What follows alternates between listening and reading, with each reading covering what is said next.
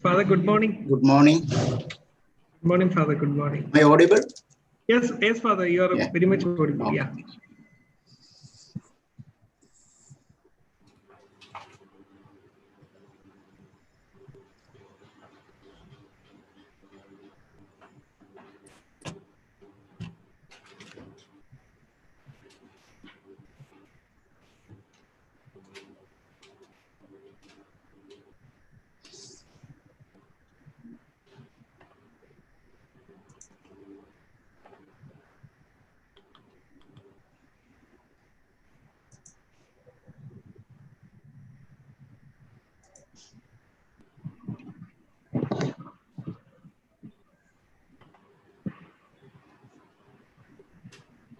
Good morning. Good morning, sir. Good morning. Good morning. Morning. Rishikesh, Father Joseph MK, our mentor for the Department of Commerce as well as for the head of the Department of Social Work. Oh, great, sir. Hello, sir. Good morning. Good morning. Welcome. Thank you.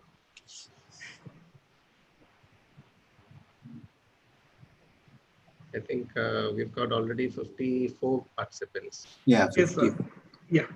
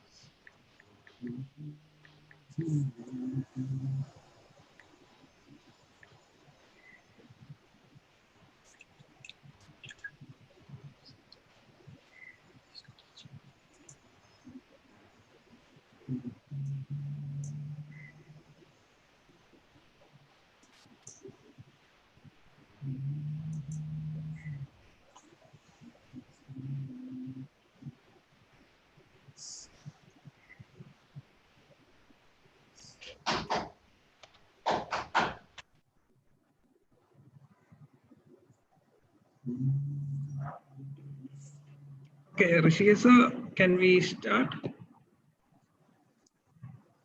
Yes, we can begin. Yes. Okay.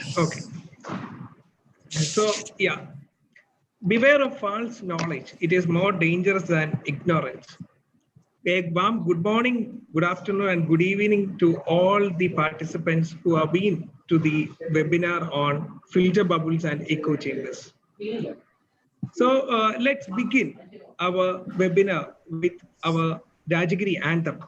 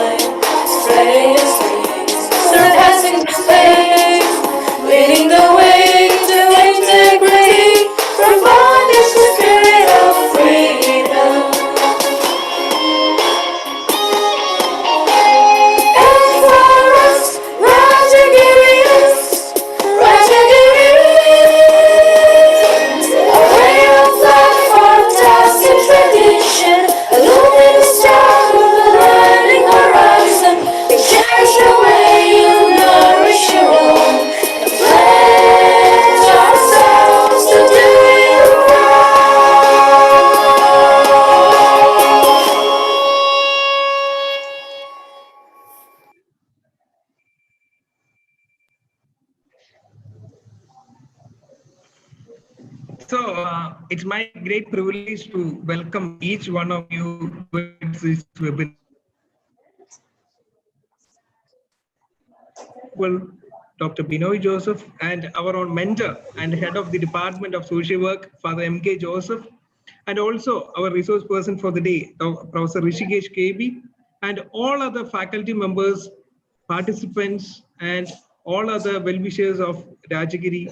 We welcome you all towards the webinar, which is organized by the Department of Commerce and Professional Studies in association with IQSC of Rajagiri College of Social Sciences.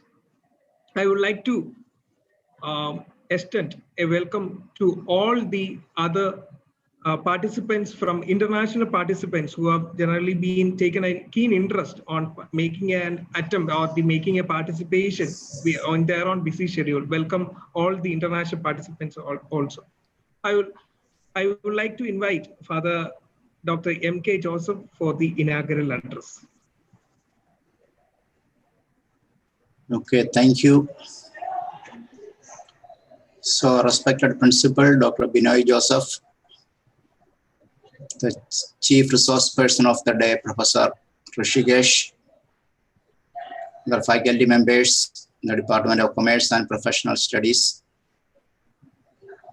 participants from all over the world. So, Department of Commerce and Professional Studies of Rajagiri College of Social Sciences is organizing a trending webinar today titled Filter Bubbles and Echo Chambers. There's a lot of anxiety that what is this? And everybody is anxious to know. When I interacted with some of the faculty, they were all eager to see what is going to happen. All the previous webinars and workshops organized by Department of Commerce and Professional Studies were well taken and well received by participants from various countries. And I hope that this too also follow in the same line. A few years ago, when we attend some functions or ceremonies, we noticed only one or two official photographers taking the photo.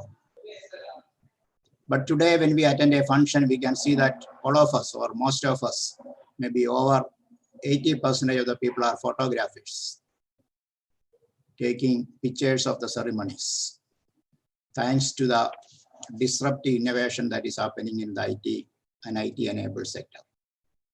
Similarly,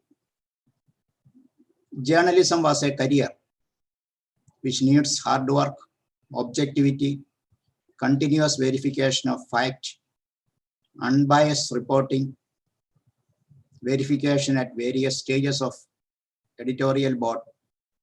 But today we find that all of us are journalists, either creating some reports, information, or many of us are forwarders, forwarding information. And again, thanks to the disruptive innovations that is happening in the IT and IT-enabled sector. But the problem is many of the information, many of the even data is not truth. Many a time untruth, or even in a journalistic language, it is half truth. And we are enjoying or revolving around the half truth, creating tremendous problem for people, depreciation for individuals, organizations, and even corporates. So the disadvantages created by these disruptive technologies or innovations has to be addressed by the same technology itself. So the problem cannot be solved easily. We need more pertinent, more cogent, more robust technologies to evolve so that the information, or even starting from data, information, knowledge that is being created should be unbiased, objective, scientific, and acceptable to the majority. Otherwise, this will decay the foundations of the democratic governance and democratic participation. So today's webinar will sensitize us about the importance of unbiased, objective engagement in the social media through this trending workshop or webinar titled Filter Bubbles and Echo Chambers. I hope that this will be a fruitful engagement for all of us. Best wishes to the resource person, Professor Rishikesh, for a proactive engagement for the next hours. With these short words, I declare that this webinar is being inaugurated. So thank you very much. Thank you, Father, for the kind words and also giving a beautiful introduction to the webinar. Thank you, Father, once again. I would also like to welcome our Dean, Dr. K.S. Joseph, who is there in the webinar, and he will be continuously throughout with us, and we welcome Dr. K.S. Joseph also to this webinar. So coming to the our resource person giving about a resource person, he was an alumnus of Delhi School of Economics, and he is qualified with MPhil, MCom, and MBA. And also he is pursuing his PhD from Bharatiya University, and currently he is working as an assistant professor in the School of Commerce and Finance and Accountancy, Christ University, Bangalore. And he is also part of different associations like All India Management Association, Calicut Management Association, Indian Management Scholars Association, etc. And also he is a former senior research associate of IIM Kozhikode. He is a senior research associate of IIM Kozhikode, and also he has published various articles in reputed journals, Corpus Index journals, as well as some other reputed journals. With utmost cold-hearted, I would like to welcome Rishikesh sir and to take over the webinar.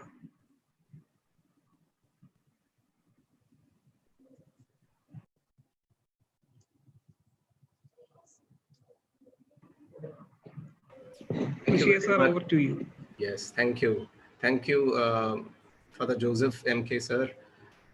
Thank you, Bito Benny sir, the management who has given me this opportunity. So I think I can straight away start sharing my screen. Is that okay now? Can I share the screen now? Yes, sir. Yes, sir. Fine. Is it visible? Yes, sir. It is visible. Okay. So at the outset, I wish to thank and appreciate the confidence that the management has reposed in me, especially Bito Benny, who was my student, MCom student at Christ University, Bangalore, and I'm really happy that he's a faculty at another sister concern of the CMI, which is Rajagiri institution, and he's the one who has made this interaction possible. So thank you very much, Bito Benny, for taking this initiative. Thank you, Father. Thank you, the management, who has reposed the trust and the confidence in me. Well, the first slide I thought should summarize what this entire presentation is.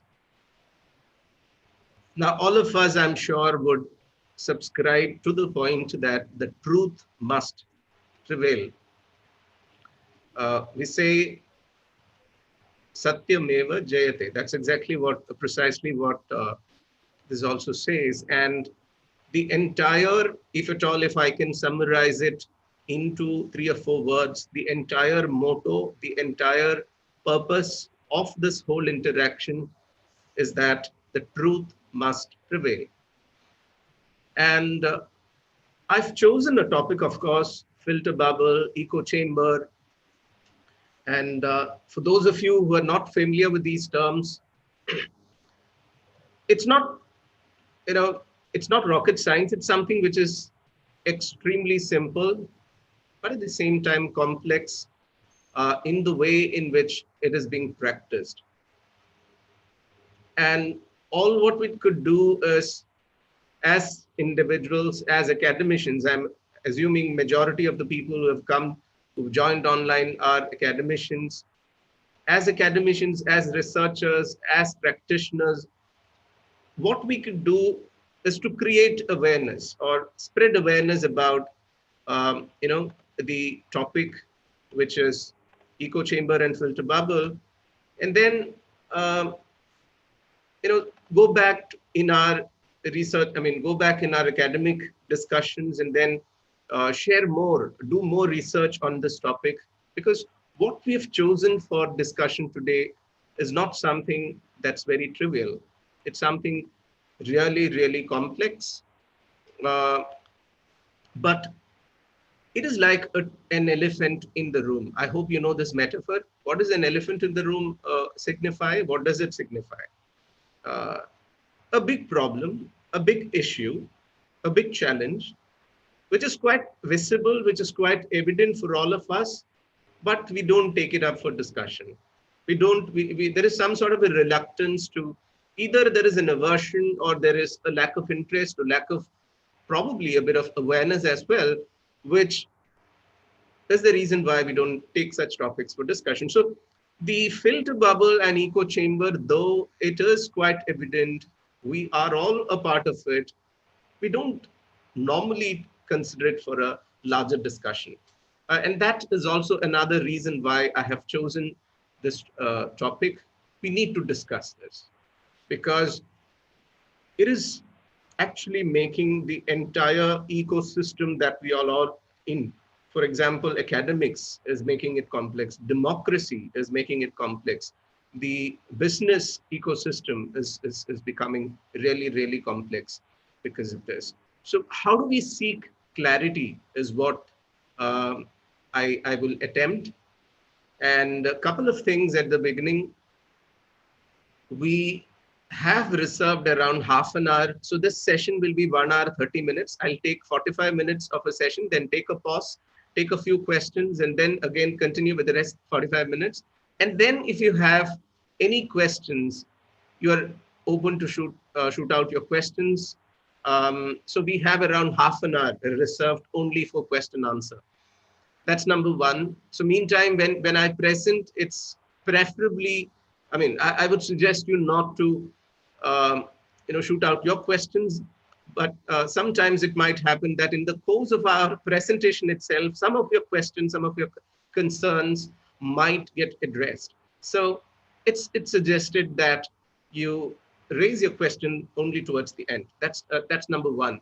Number two, I'm not going to share this PowerPoint presentation because that has been a normal tendency of participants asking, so can you please share this PowerPoint? I won't share this PowerPoint. I want you to pay attention to every slide, every point that we are discussing, and make a note if you find anything interesting. See, I am not an expert in this topic. I have a lot of interest in this topic, and therefore, whatever I have come across, maybe in the form of a research paper or in the form of a news article or anything that I've come across is what I've blended in this presentation. So you would find a lot of references, you would find a lot of books, you would find link or a lead to certain articles, published sources from where I stand on the shoulders of a lot of research done by other scholars, which I've compiled and is attempted to be made as a presentation. So please don't ask for the PowerPoint presentation, but at the same time, if you find anything that's really interesting and intriguing, please do make a note of it. And then I want you to go back and do your own research and understand the topic better. So 3 things: we have separate questions, question answer session at the end, half an hour. In meantime, I'll take a pause sometime, midway of this conversation. Then you could shoot out your questions if there are any. Then again, for another 30 minutes or 45 minutes, I'll continue. And then finally, we'll conclude with the concluding observations and answering some of your questions. That's number 1. 2, I'm not going to share the presentation because see, it's a concerted effort. It's actually a work in progress, and you won't get much of the content from this presentation except a few pictures, a few images. I don't fill the slide with a lot of content, but with a lot of triggers which would compel you to think. So that's 1. 2. Number 3, I said I'm not an expert. I just have an interest in this topic. So I might be able to address some of your questions, but sometimes even half-baked answers, some lead, some suggestions for you to read and understand this topic better. Yeah. So on that note, let me begin the topic saying that this is the topic that we have chosen is an elephant in the room, which is a big issue around us in the entire ecosystem, but is something which most of us are reluctant to speak about. And that in itself is one of the reasons why I have chosen this topic. Now, let me begin with a very fundamental question. I want you to keep responding to um, the questions that I raise during the interaction. Um, Let me ask this very fundamental. Why do you Google? What is the reason uh, that you Google?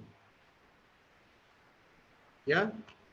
Why do people Google? Information, to get information, to find answers, is what Jitendran sir is saying. Albin says to get information. Kavya Siddheshwar also says information. Albin again says curiosity. Okay, I agree with all that. Um, Answers is what Deepa Nair ma'am says. Okay, wonderful. All of this is right, but let me also uh, share with you some of the responses which I have, I've been conducting this similar sessions on different platforms, and these have been the common responses whenever I raise this question. One, because it works. It works wonderfully. Yeah, it quickly responds. That has been a very common and a cliched answer. The second response is there aren't better alternatives, which is slightly contentious. I don't fully subscribe to it, but that has been another common response which I get. There aren't better alternatives. Google is the best. And the third response is that with Google, I get the best unbiased search result. I would say the second and third is highly contentious. It is not something which I can agree with completely. I'm sure some of you would also subscribe to it. Most of you said information. Some of you said, curiosity.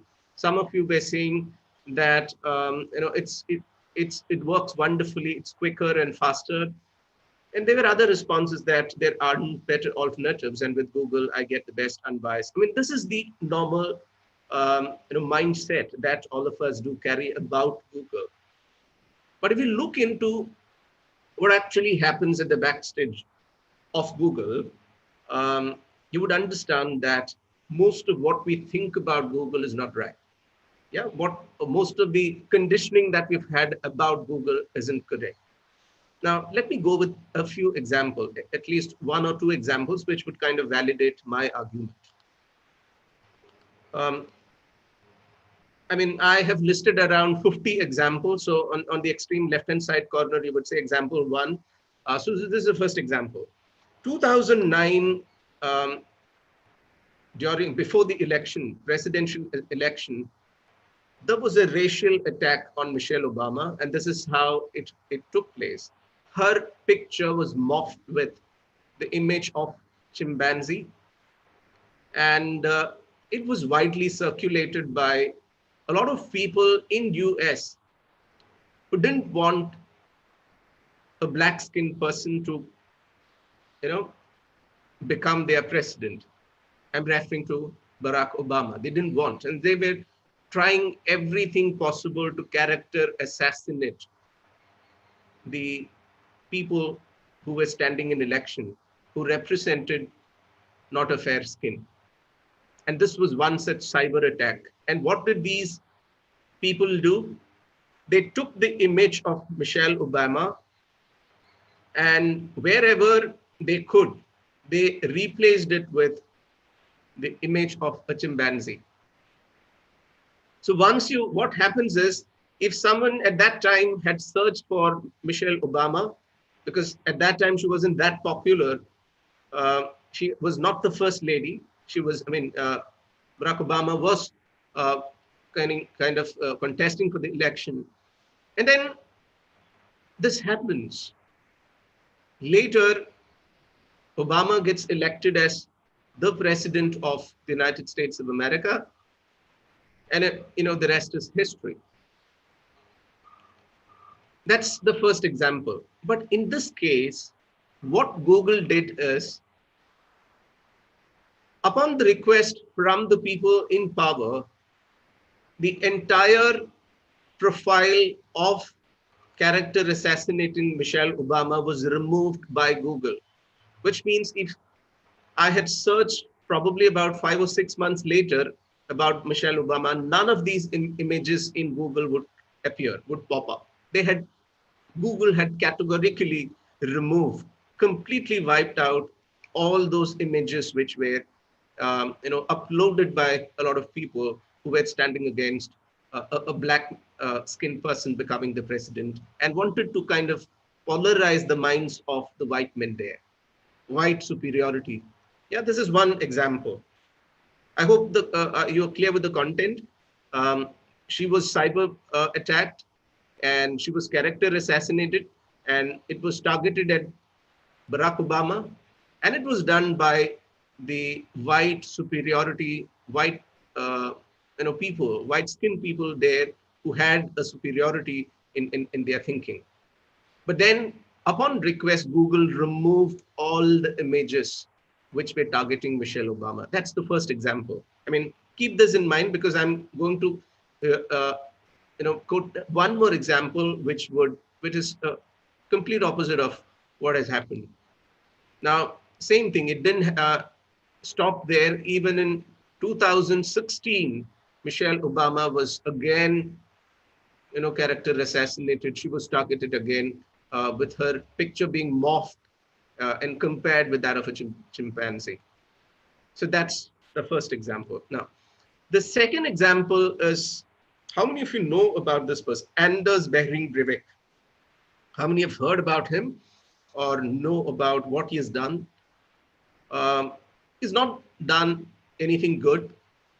In 2011, he killed about 8 people and later on killed another 69 participants of a workers' youth league.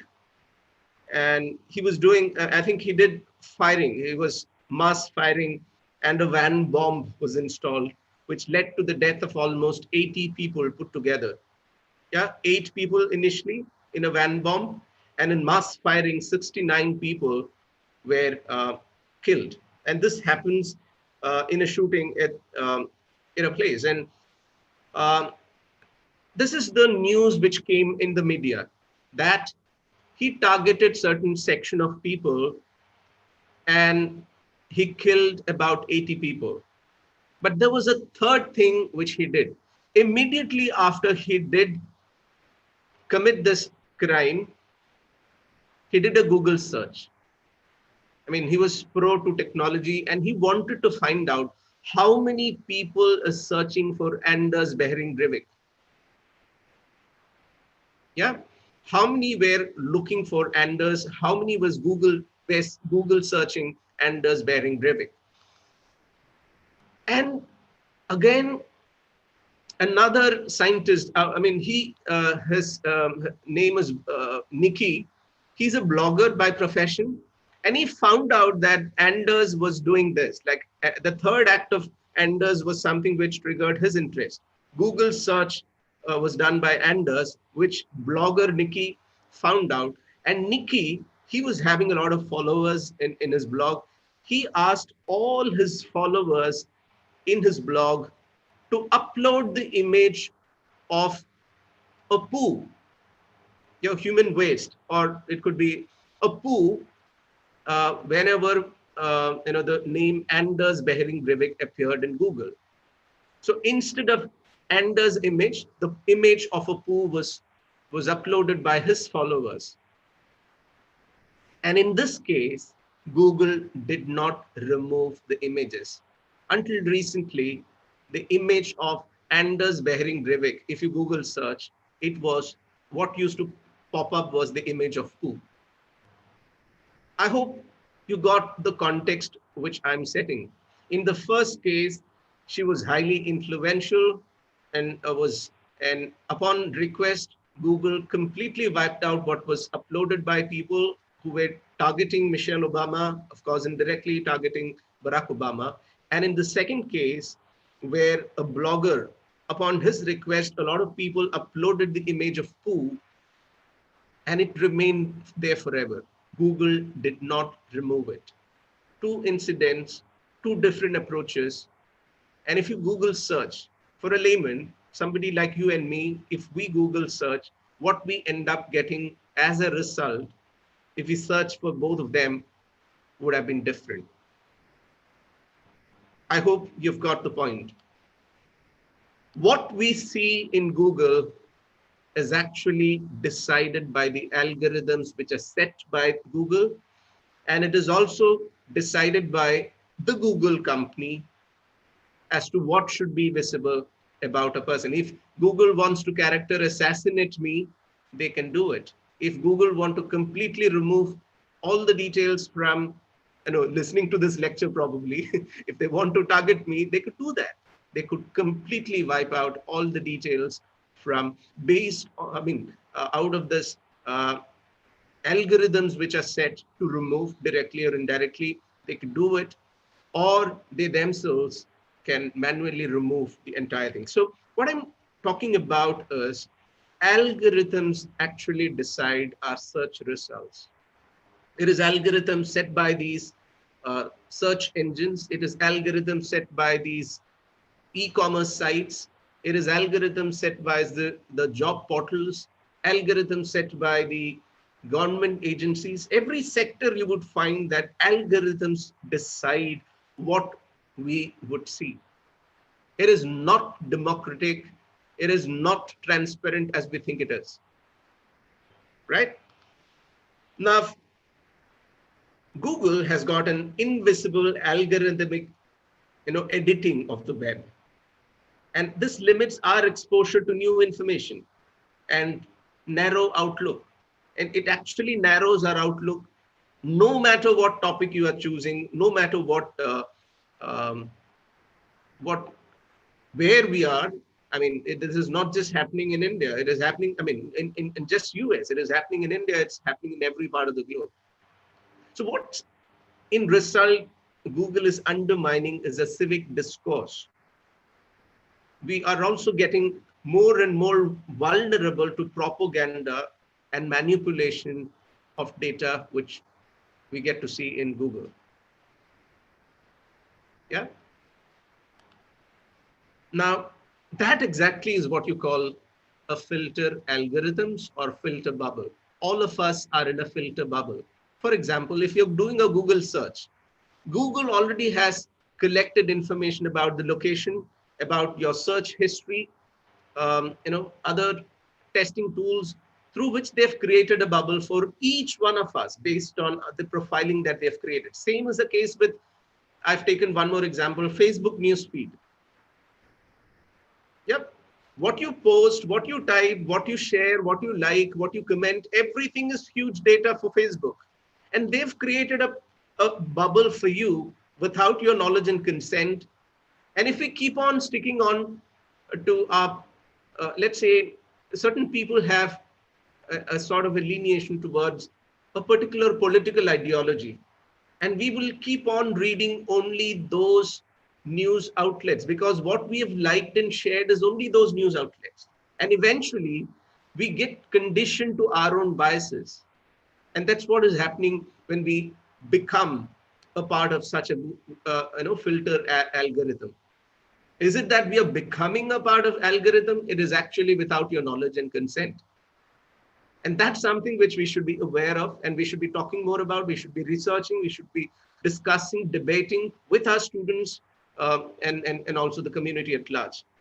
Now, if you stick on to a particular political ideology, if you stick on to a particular philosophy, if you stick on to a certain belief system, you would end up searching only those, and what these news feeds in Facebook or what Google search results you would end up getting would confine only to that. So how do we break out of this bubble? How do we come out of this echo chamber? I mean, that's the thrust of my discussion, which I will take in the second part of the conversation. But let me first create a little more awareness and sort of with examples which are relatable, which you will be able to connect with. Now, this concept was made popular by a researcher and a social activist called Eli Pariser. He did a TED talk way back in 2011. That's when I got to know about filter bubble. 2011, he came up with about, I think, 9 minute or 10 minutes of a video, which became extra super popular and widely appreciated. Because till then, it's not that people are not aware, but this video actually created a lot of. Now, this is where you are. If you could place yourself in the you, which you see in the screen, we are surrounded by a lot of bubbles, which are created by, let's say, Netflix, Amazon, Yahoo, Google, the news outlets that we subscribe, and we confine to only those. How is it that we get rid of it? Or what are the challenges? What are the problems of being, I mean, is it right? Is it okay to be a part of a filter bubble? Or are there consequences of it? If at all there are consequences, what are the consequences? What are the challenges? In which all sector is it going to affect if we confine our news search, or if we confine to a filter bubble? Well, that exactly is what the topic is all about. Now, Eli Pariser, way back in 2011, when he did this lecture, he said he did a small experiment. He asked two of his friends to search on a topic, the crisis in Egypt. Two users, same topic, in two different places, but they ended up getting two search results. Yeah, one had listed, got the in Google, what was listed is the crisis in Egypt, protest of 2011, Lara Logan, and so many other things got listed. And another of his friend got travel and vacations at Egypt Daily News, CIA World. I mean, how can this happen? Both of them are searching in the same search engine, but they both get two different results. If all, I'm guessing there are 100 plus participants here, all of us search a particular topic, and if I ask you to share the screenshot of this, all of us would be getting 100 different results. Why? Because Google has custom designed what you should be seeing in Google, what you should be watching. And how did Google get to know about this? So there is a personal ecosystem of information that has been created by these algorithms which are set by Google. And that's the argument which was made by Eli Pariser.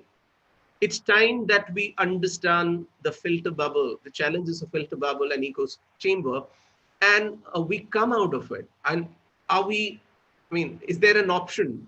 What are the options that we have at an individual? Of course, these are big giants, big corporations having a huge influence in manipulating the information.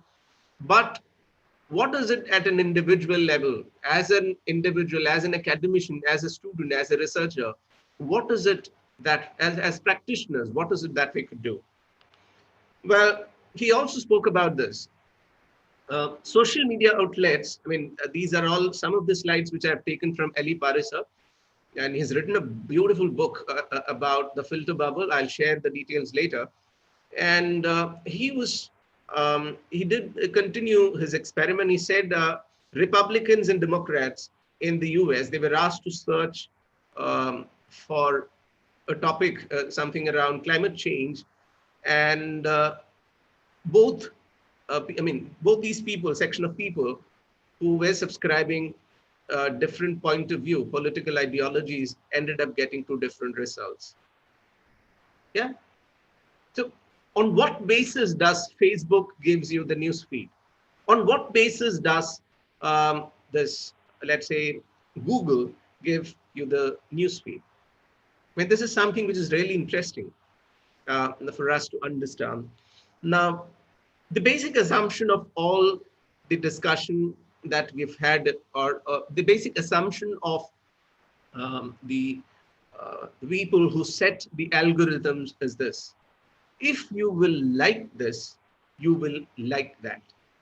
Now, if you're liking, if you're commenting, if you're sharing, if you're uploading, yeah, if you're tagging things which are common, if there is a common pattern, these search engines think that you would also like something similar to what you've done. So that's the assumption. If you like this, you will like that. If you like a particular person in power, you might end up liking so many other outlets which subscribes to only that point of view, political or ideological point of view. And that's the assumption on which the entire algorithm is set. So what exactly is a filter bubble? Now, a filter bubble is a unique universe of information for each of us. Yeah, without our knowledge, it is a unique universe of information that is created by these algorithms. And what are its characteristics? You are alone in it. There is nobody else in that universe that is created for you. It is invisible. You can't see it. But we, all of us, are subscribing to it. You are in your own comfort zones, just as I've listed in the, in the screen.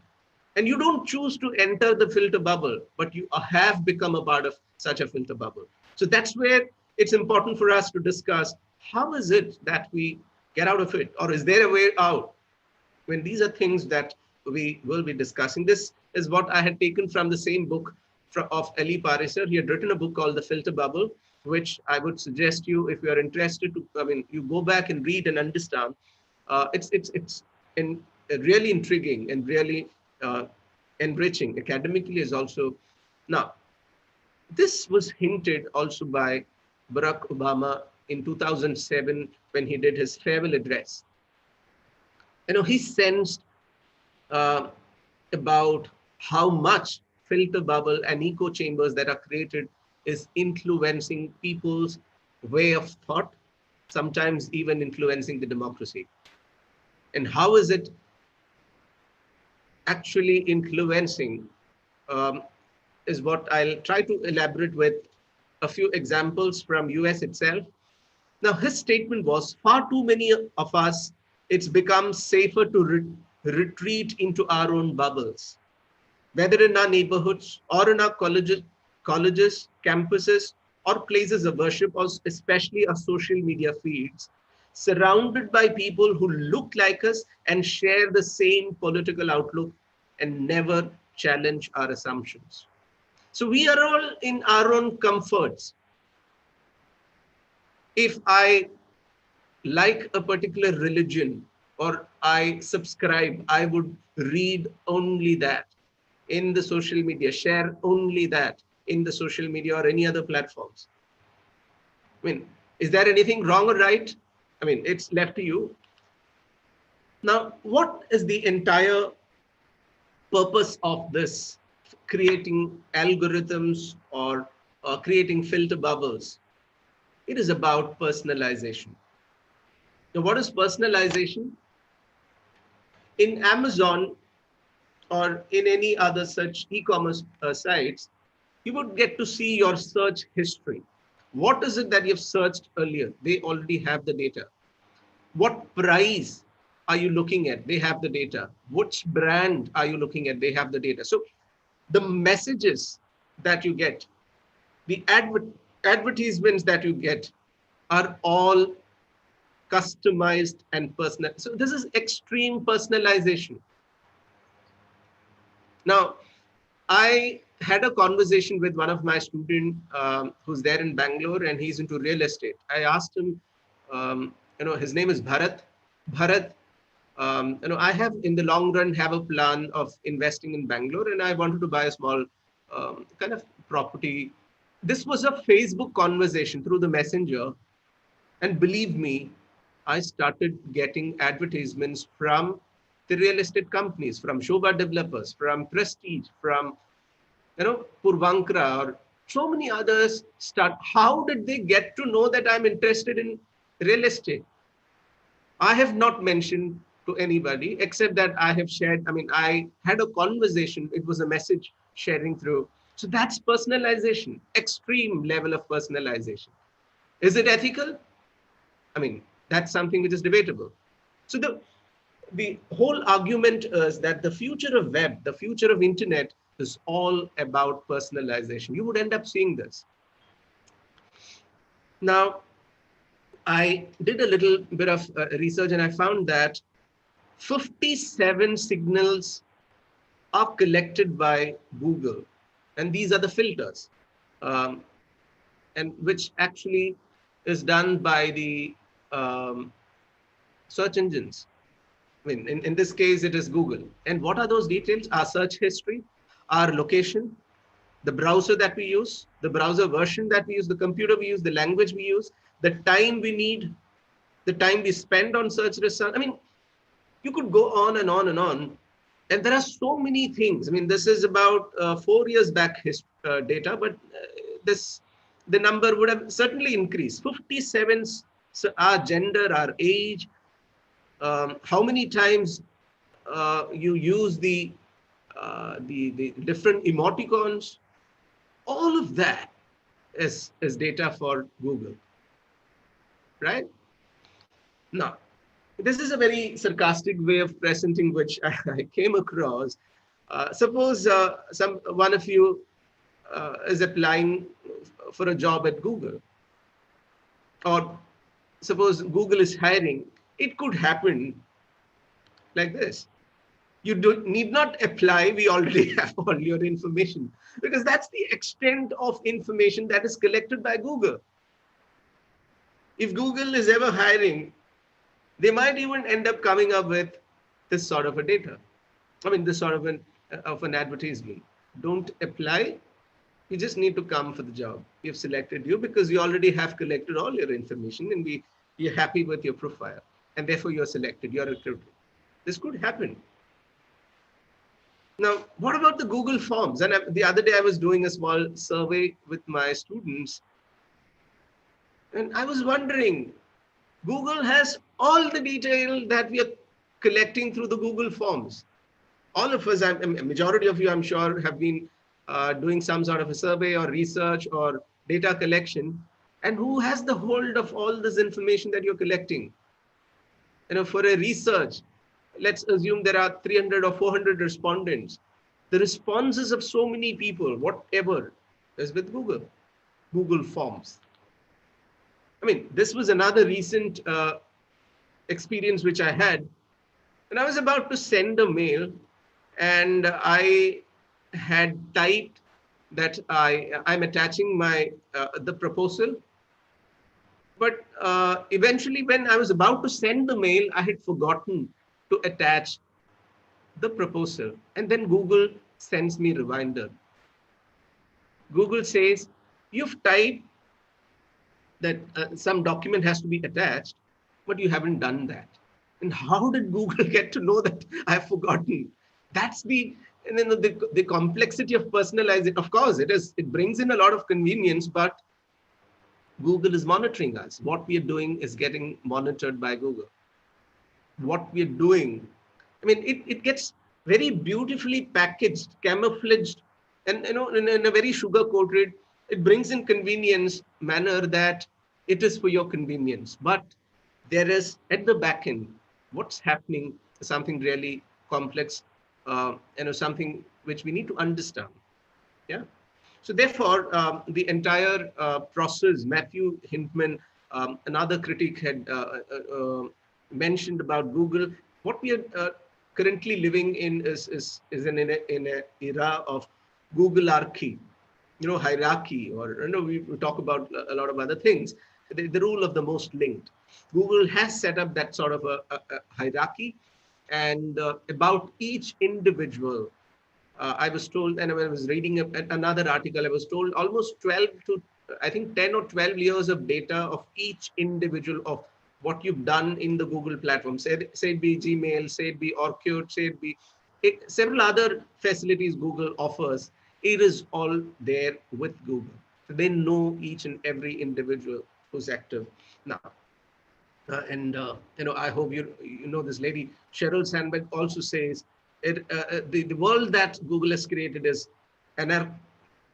anachronistic.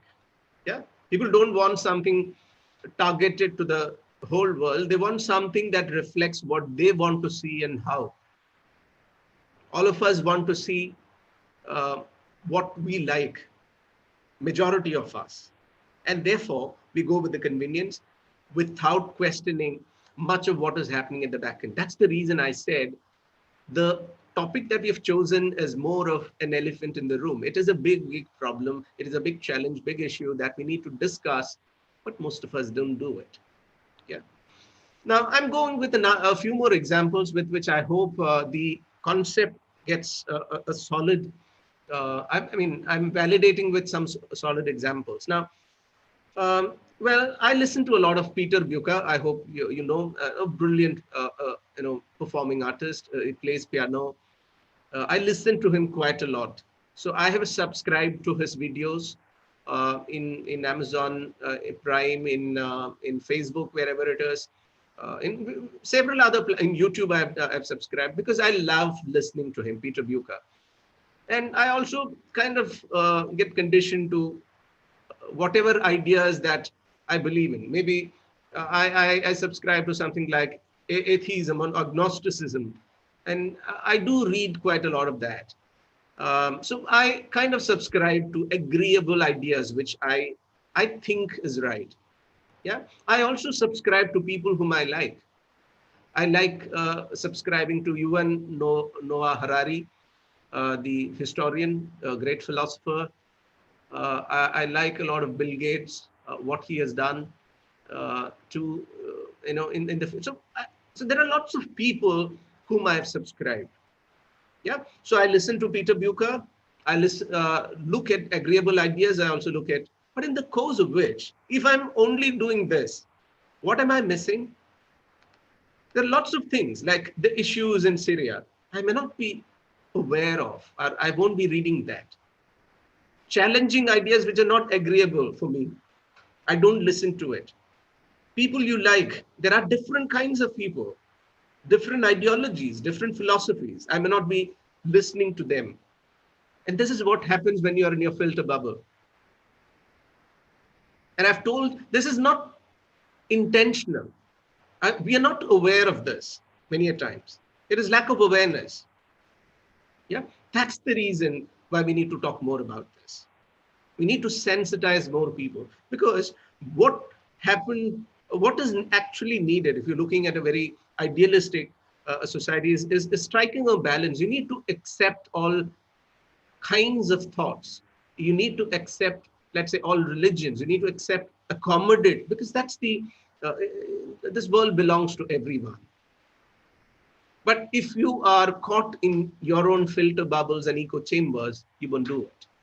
And that's the point which I was trying to emphasize. Now, Wall Street Journal, they say that, earlier I have mentioned about Google, 57 different data collection points. Wall Street Journal, they had conducted a research, and they say they had CNN, Yahoo, MSN, they all have installed on an average 64 data-laden cookies and personal tracking beacons they have already installed.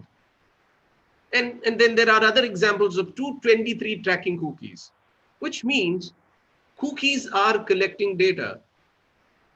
And it is these cookies, algorithms, and so many other things which decide what we end up seeing in Google, or what we should see in Facebook or any other social media outlet, Twitter or Instagram. What is liked, what is subscribed, what is commented, what is tagged, what is posted, what is written, are all collected and personalized.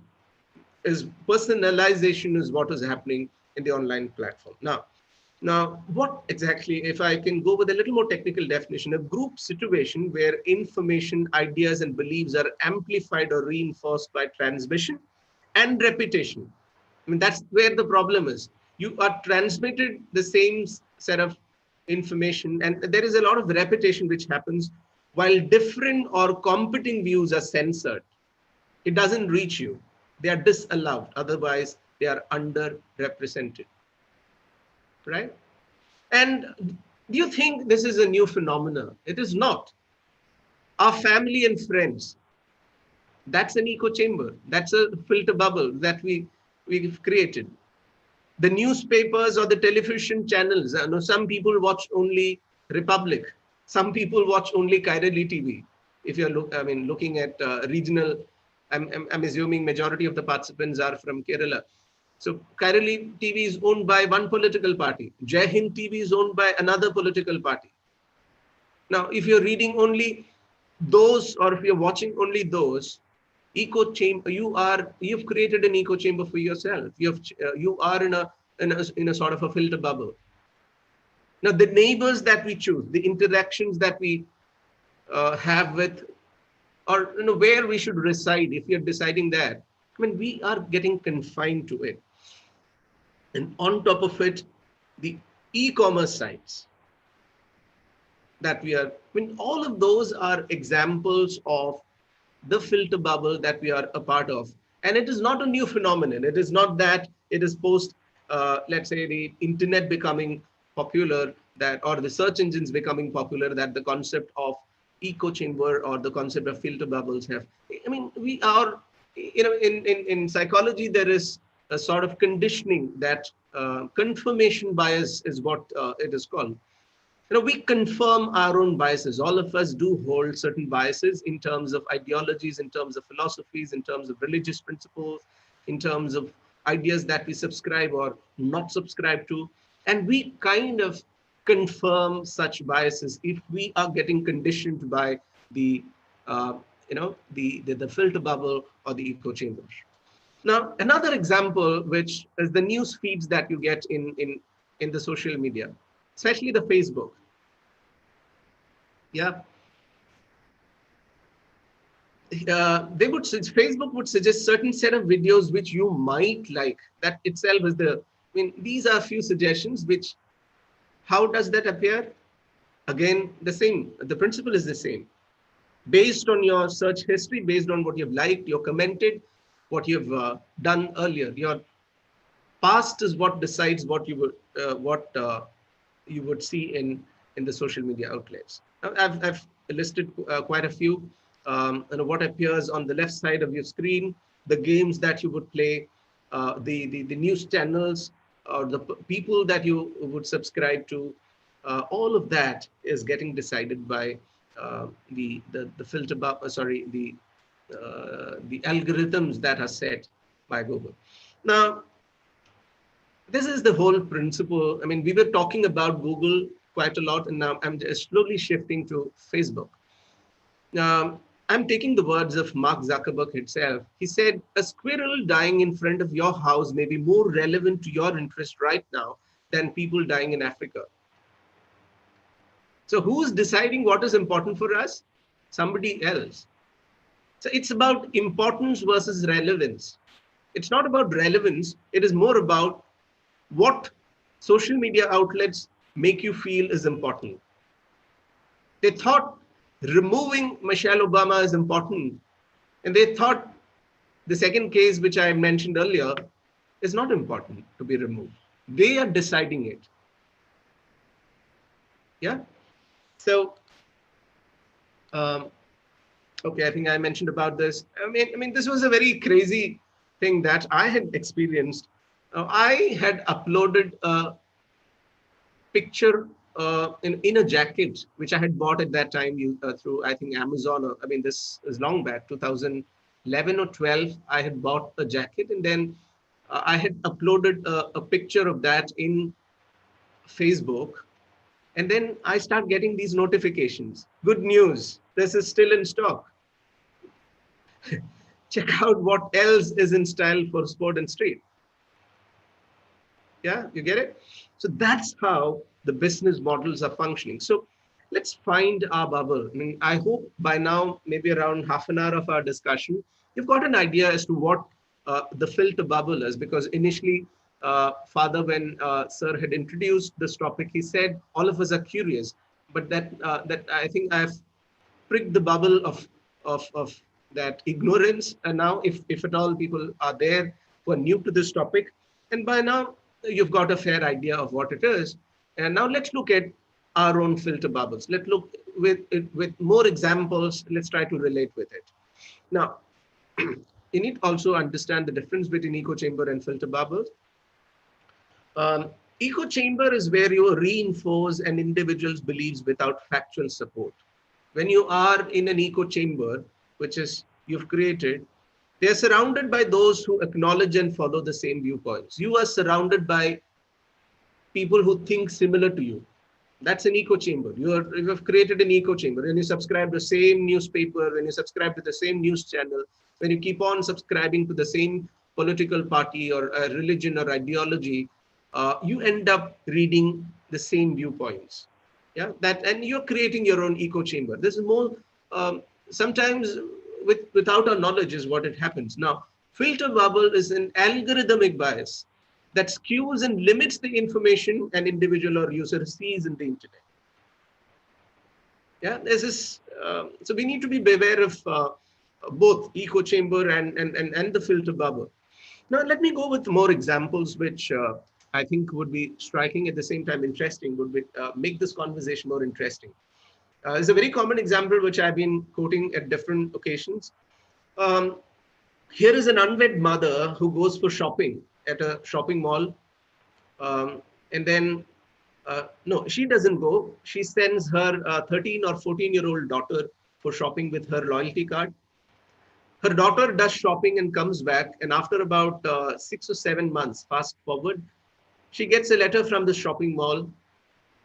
And the shopping mall says, we have, they listed about 10 different baby products, powder, soap, baby oil, and so many other things, and said, all of these products will be delivered at your doorstep if you confirm our order. As in, when the days passed, the offer becomes very attractive. 10% discount became 15, then it became 25%. And then the last statement, the letter which she received had a last statement, which actually made this lady very, annoyed. The last statement is, congratulations that you have conceived. Conceived means that you're pregnant. This lady was about to lodge a complaint, and her legal assistant, advisor, he told, we want certificate of evidence. We want evidence that neither you nor your daughter is pregnant, but still you've received such a letter, an annoying letter from the shopping mall. They went for a medical checkup, and to her surprise, her 14 or 13-year-old daughter was actually pregnant. The question is, how did the shopping mall get to know about this?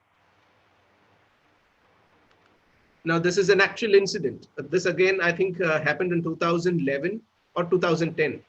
This happened in Target. How Target figured out a teen girl was pregnant before her father did, before her own biological parents got to know about pregnancy.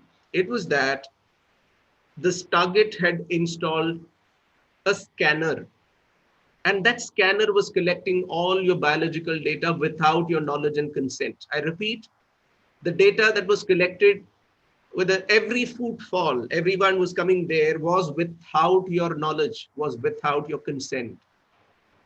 Is it ethical? Debatable. But is it customizing? It is. Is it annoying? Again, we could discuss further. Now, everyone is getting targeted. Yeah. I'm slightly deviating from the initial topic, but this would summarize and come back to filter bubble and echo chamber. Now, if you are subscribing to only Target, if you're not venturing out on other platforms, you would get conditioned to it. In this case, this lady was dare enough to go back and challenge. Despite Target being such a big giant, they went and fought the case. Another example. One of my friend was walking near a bookstore. She said, Rishi, I got a message from this bookstore about a book which I had searched 6 or 7 months prior. I hope you're getting my point.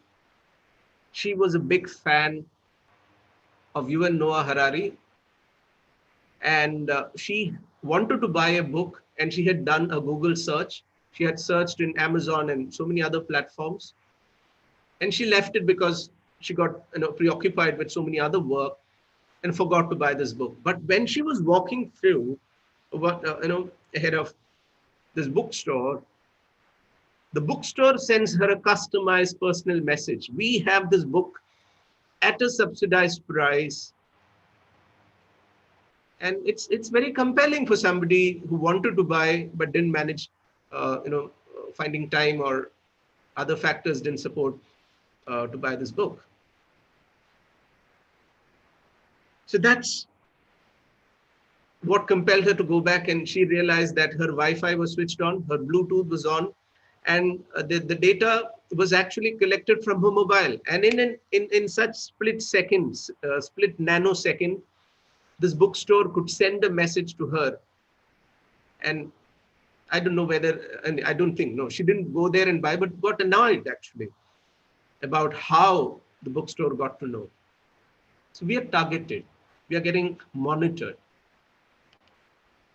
Wi-Fi is another big thing, big challenge. If you go to a international airport, if you go to a restaurant, coffee shop, they offer free Wi-Fi.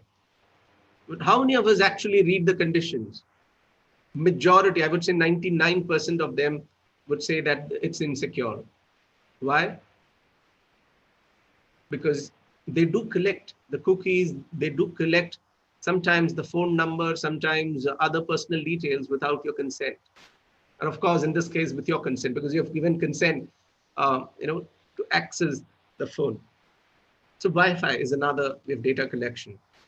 Now, I have a couple of my students working with Ola, and one of them resigned. Then we had a little bit of a conversation about, during the time of pandemic.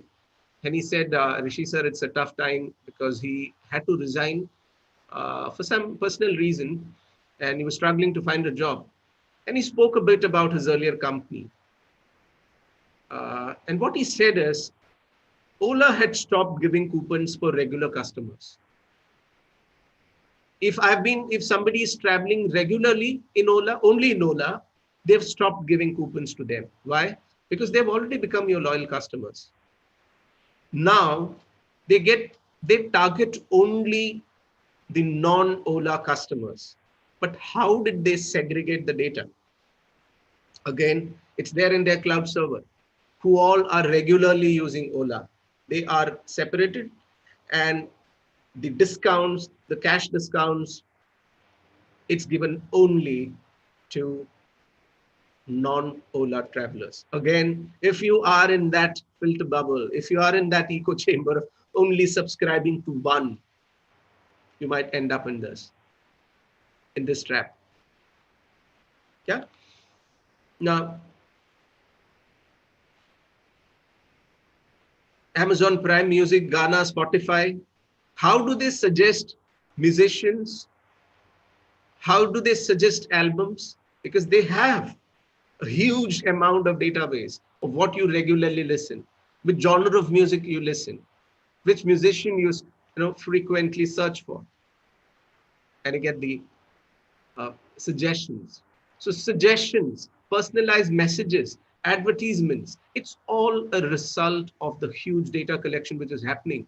And if you're getting conditioned to these, I think we are in deep trouble without a knowledge, without a consent.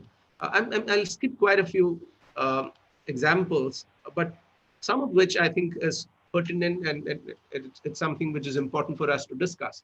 Now, I did book a flight ticket. I think at that time I was traveling to Pune. I did book a ticket through one of these online platforms. And then as and when the days neared, I started getting messages from Ola and Uber. I have not informed any of them that I'm traveling on such and such date to from Christ University, from where I'm working, and I'm also staying there, to Kempegowda Airport, which is the Bangalore International Airport. I have not informed any of these, but I started getting messages from Ola and Uber. How did they get to know? And I've booked through one of these platforms, one of these payment. There is huge cross-selling of data which is happening. cross-selling of data is also happening in, let's say, there is e-portals. Cross-selling is also happening in these sites. What are these? Job search. Out of our eagerness to get a job, we end up giving every detail that's possible. Keep updating these profiles, isn't it? And that's a huge database. And there is huge cross-selling which happens. Now, what I'm trying to say is we are currently living in a quantified society. Everything that gets collected is quantified. It could be your likes, your comments, your views, the videos, the post, the tag, the upload, everything is getting quantified. And we kind of become a part of the entire process without a knowledge, without a consent. Now, let me take you through a few other challenges of this issue that we have taken up. I hope you know the 2016 presidential election was mostly won because by the Donald Trump, mostly because of the Cambridge Analytica interplay with the support of Facebook, Twitter, and so many other social media outlets. I'll just give you in a nutshell. I want you to go back and read and understand what actually happened in 2016 presidential elections. The Cambridge Analytica had created a game in Facebook. And if you play the game, you need to give consent to the company to access your personal information. And 40 million citizens of US had played this game, and 40 million accounts of people in US were hacked by this company. And what was the intention behind this? Through this data collection, through the hacking, what they've done, they started sending images. They started sending customized personal messages because the company also understood the political ideology that they subscribe to. So they started sending messages to these 40 million people which were pro-Trump campaign. Majority of my friends who are in US, they say, we have never voted for Donald Trump, but we still wonder, how did this guy become the president? Of course, he's roasted, I mean, he's out. But he did become the president for 5 years, I mean, 4 years, he did complete. And most of the consent of the people were manufactured is what, if you try to understand what Cambridge Analytica did, the consent of the people was actually manufactured. And I mean, I'll just quickly, this company is a large-scale data collection company website. Cambridge Analytica, they collect a large amount of data. They target micro groups of voters with personalized messages based on their social network profiles, and they influence the voting pattern. And this is what had happened in 2016 US presidential election, and is also alleged to have a huge influence in the UK Brexit as well. And don't think this has happened only in US. You know, I did read an article that in Bihar elections it had happened much before by the same company. Yeah. So the point is, I mean, I'll take you quickly through the entire process. 320,000 US voters were paid $2 to $5 to take a personality political test. Second phase is the app collected the data such as likes, personal information. Third is the personality quiz results were paired with the Facebook data of these people. And then fourth stage is the algorithms combine the data with other sources such as voter records to create superior set of records. And these individuals could then be targeted with highly personalized advertisement based on their personality data. I hope you understood how democracy can be, you know, the democratic decisions can be altered using technology. And if you're stuck in this echo chamber, if you're stuck in this in this filter bubble, you won't end up getting the leader whom you voted for. You won't end up getting the leader whom you wanted, because technology can be manipulated, can be manipulative. That's the reason I say the elephant in the room has to be discussed. What's further, striking is about shadow profiling. What shadow profiling? Suppose 40 million is what the accounts got hacked. These 40 millions, even if you don't have a Facebook account, if these 40 million people have another 40 million people who doesn't have a social media account, their account can also be hacked. That's shadow profiling. Yeah, you have a Facebook or a social media account, but your friends doesn't have. But since I have hacked your account, I can also have access to your friend's account who is not there in the social. So that's shadow profiling. I mean, the complexity of what I'm talking, I hope by now you're gradually sensing what I'm talking about. Now, 2014, and every year Oxford comes with the word of the year. Yeah. So in 2014 or 15, the word of the year is post-truth. What is post-truth? We are currently living in a post-truth world. What we tend to believe as truth may not necessarily be the truth. We are currently living in a post-truth world where objective facts are less influential in shaping public opinion than emotions and personal beliefs. In this era of post-truth politics, it is easy to cherry pick data and come to whatever conclusion you desire. Yeah. This can happen if you're not conscious, if you're not aware of what cherry picking of data is, what filter bubbles we are stuck in, or the echo chambers that knowingly or unknowingly we are a part of. We would add more to this post-truth world. Okay, I hope I spoke about some of the e-commerce platform experiences and then the challenges there. Then I spoke about the democracy, how it is slaughtered. The entire democratic process of electing somebody is slaughtered with the influence of technology. Now that there is something further worse. Fake news. Pope Francis shocked the world endorsing Donald Trump.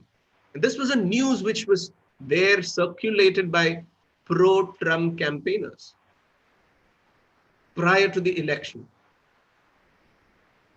Do you think Pope Francis would endorse a political, that too, someone like Donald Trump?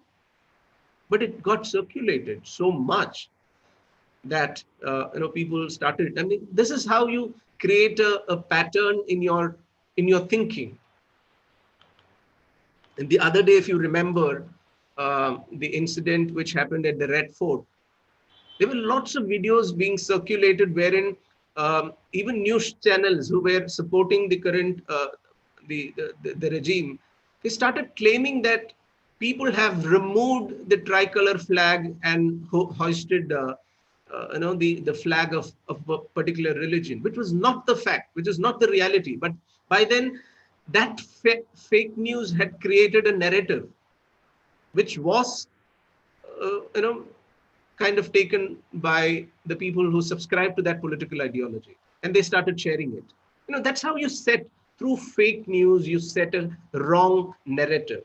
And if you're, that's the reason I say, if you're watching only those news channels, if you're subscribing to only those Facebook pages where one political ideology keep sharing their own biases, their own prejudices, I think we get stuck there.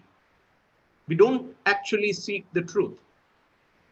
That's the reason I have, the first slide I said, Satyameva Jayate. The truth must triumph.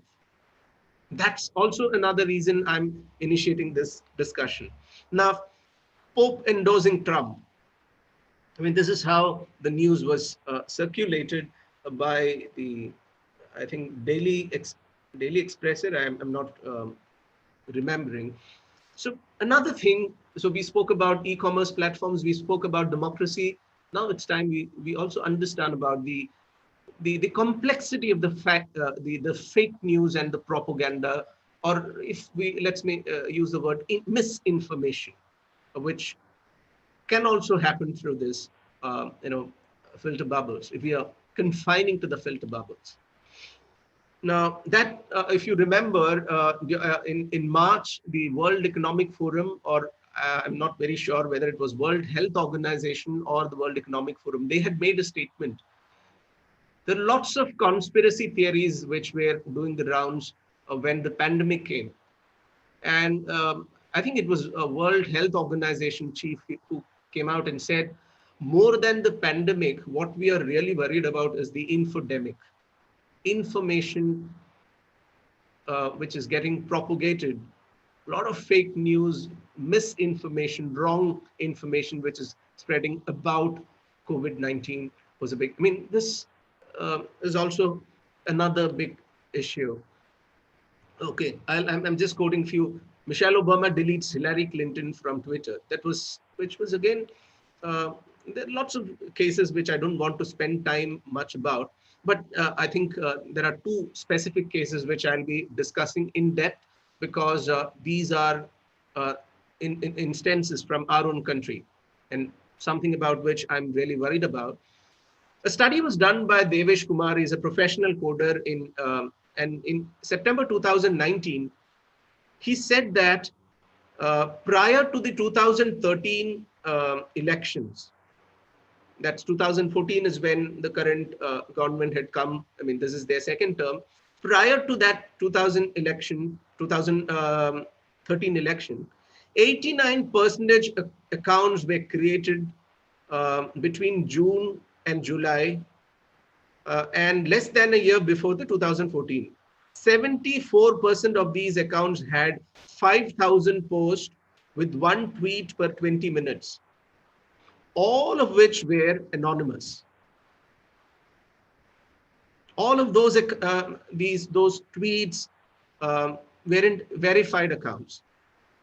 Those were troll accounts, tweets by unknown accounts. Yeah. And what were they doing? What they were doing is targeting people who did not subscribe to their political ideology. And it is influencing, it is brainwashing the way in which people are thinking. It's something which we should be worried about. And this is a news piece which I took from The Hindu. If you can go back and read about cyberocracy, out damned bot. I mean, that's how the title was. Now, you've seen that the Facebook was favoring the ruling government. I mean, there were allegations, and wherein later on that lady resigned as well. So what I'm saying is they were targeted misinformation. This was another study done by Social Media Matters and Institute for Governance, Policies and Politics, which got published in 2019 April. They found that 50% of the Indian population received fake news before 2019 Lok Sabha election. 50%. Aren't these influencing? If you're confining ourselves to these bubbles, echo chambers, you would get carried away by what is being shared or liked or commented. Now, Indian Express had reported that Facebook had removed 14 out of 44 pages which had been flagged by the BJP in 2019 Lok Sabha elections. That's another, I mean, there are allegations about, the Ankita Das, who later on quit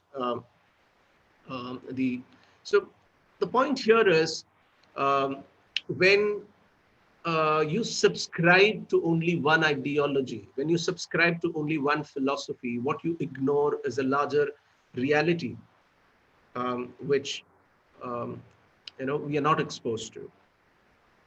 Now, there was a video which went the rounds that a Hindu girl was burnt alive in Madhya Pradesh because she attended a prayer meeting in a Christian church. I mean, that's how the narrative was set.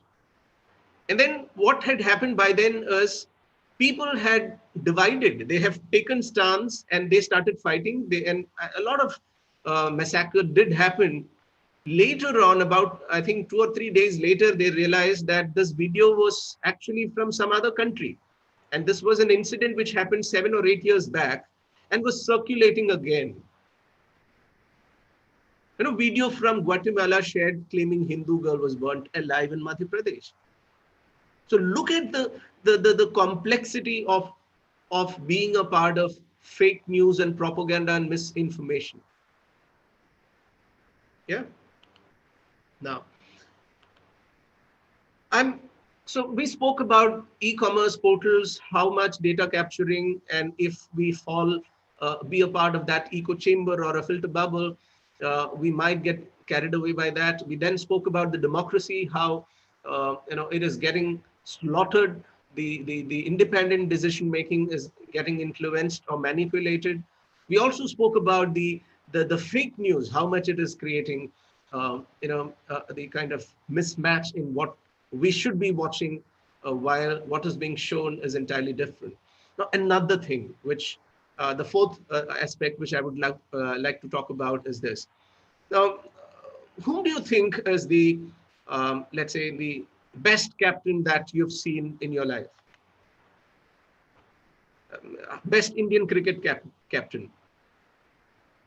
I've listed quite a few. Recent ones like Pataudi, Sunil Gavaskar, you have Kapil Dev, Asruddin, Dravid.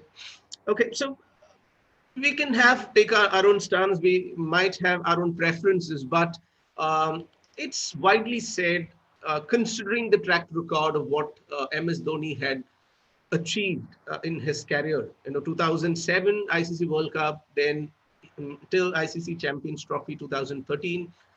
In almost all the formats we've of this game, we've made tremendous progress during his term. I still believe, of course, the pattern of game certainly did change because it's more about hitting the ball than the classic style of cricketing.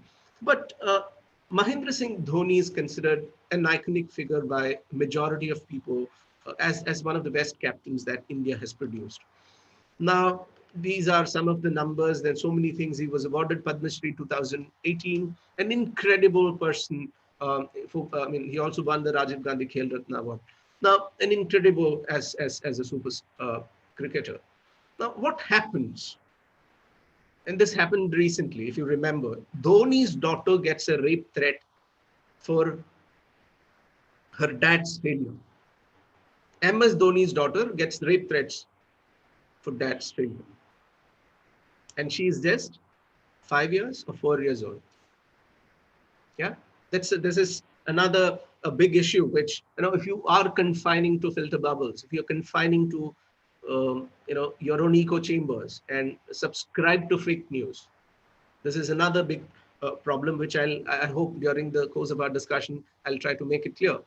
Now, what happens is, Dhoni recently, while he was playing, he lost a few matches, and these were some of the Facebook pages which started sending all negative propaganda about MS Dhoni.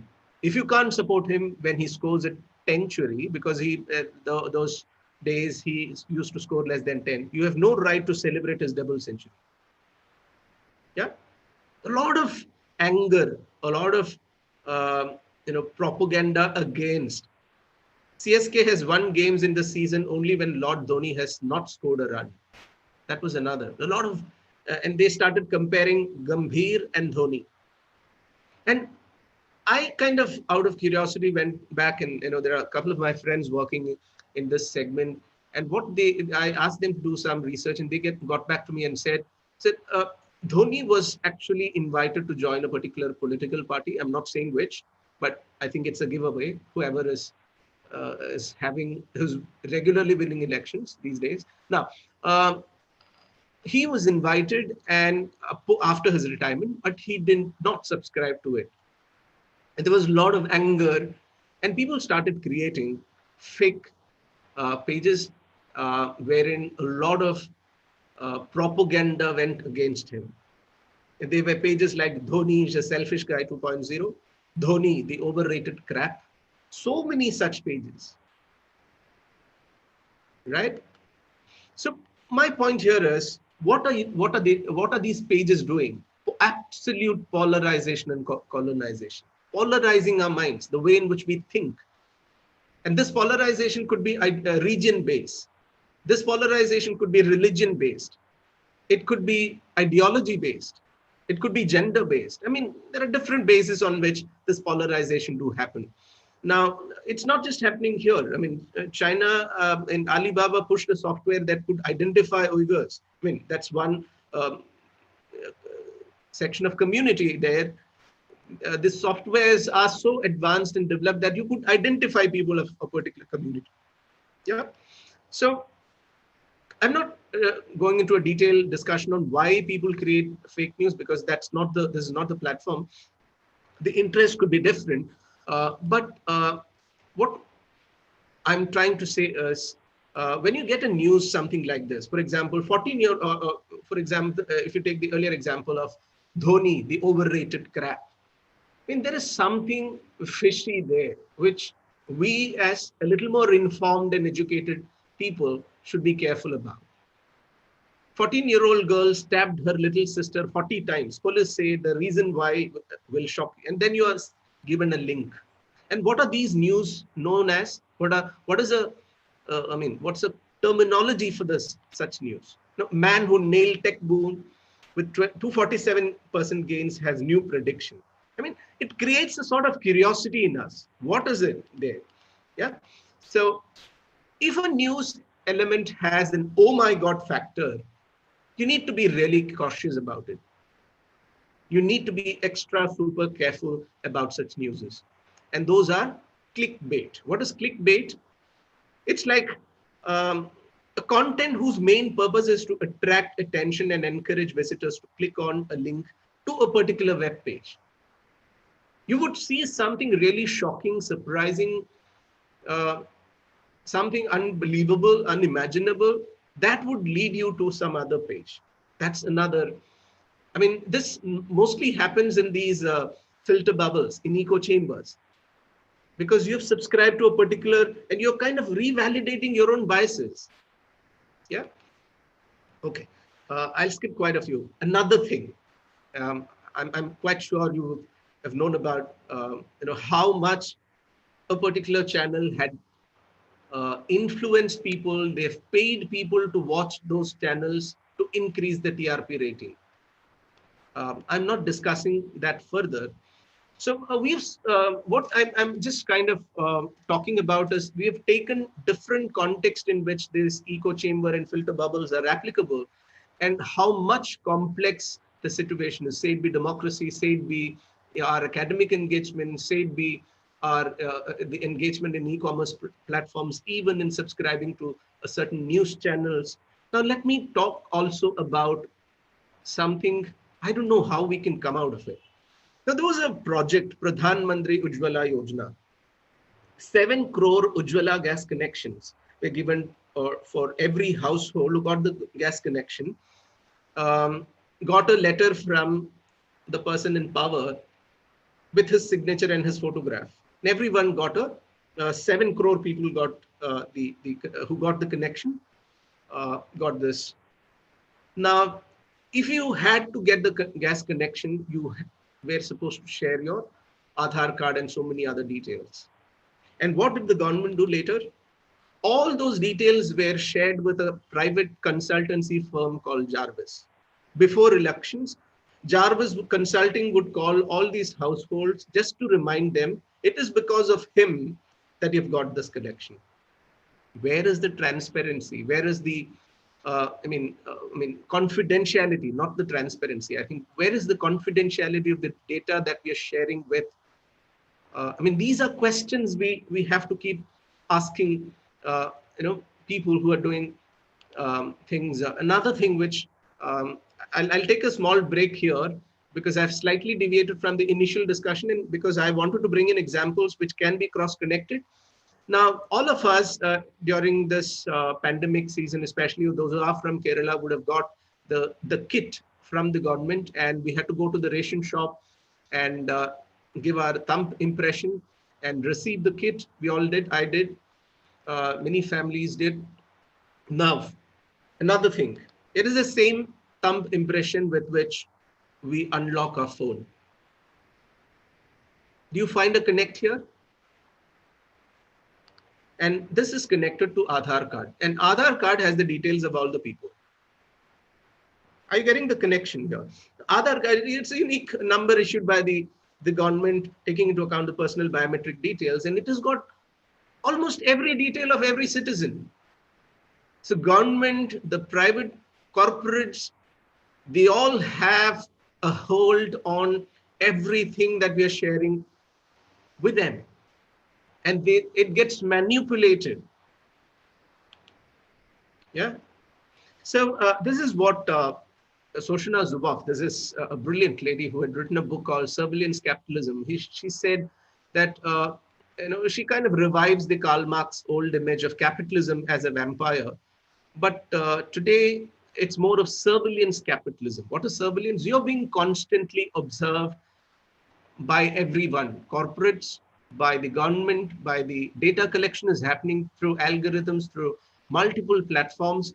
And that is actually getting used against us, not for us. Yeah. And I think with those examples would have elaborated it further. Now, I hope you're aware that Google is banned in China. And China, they have something called social credit. Now, what is social credit? So I'm not getting into the details of this Google ban, but they already have another alternative to Google. But there is another thing called social credit system, which is a rating of every citizen. Every citizen, Chinese citizen, is monitored by the government in power. For example, if I violate the traffic rules, the credit is given a less rating. If I do some charity work, if I help let's say a senior citizen, if I help someone who actually deserves financial, I mean, all those would increase the rating of the citizen. All those things which would, like, I'll show another slide. Donating blood would increase your rating. Engaging in charity work would increase your rating or reward. But not visiting your old parents would reduce. But I mean, this is very cleverly packaged and presented. You are constantly being monitored by the people in power. This is surveillance capitalism. If you're spreading rumors, you get punishment. So every citizen, by the end of a financial year, your credit, social credit, is assessed and you are rewarded and you are punished. Yeah, each citizen is assigned 1,000 points. What essentially at the back end is happening? It is surveillance. You are being monitored. And with the changes which is happening in the technology, I hope all of you are aware that we are living in the fourth phase of industrialization. We are currently in the industry 4.0, where technological advancement, the imagination is the limit. There is something called effective computing. Your emotion can be analyzed. I mean, there are so many muscles in your face, and all of those muscle movements can be recorded, and they can organizations can predict how you would behave. That's effective computing. Yeah, emotional attention of students in class can be assessed using this, or attention of employees while they are working online can be monitored using this effective computing. There is something called emotion tracking or effective computing. There is also sentiment analysis which is possible, like based on the emoticons that you're using in all of which is happening at a large scale through the social media platforms. So I'm skipping quite a few. What I'm also wanted to convey is what we do digital is also political. For example, let me ask a few fundamental questions. Are the tech giants becoming the new governments? Actually, tech giants can decide. I mean, they are more powerful. They have in fact deleted the account of Donald Trump. Of course, it is after he left the office for obvious reasons. But are they running parallel governments?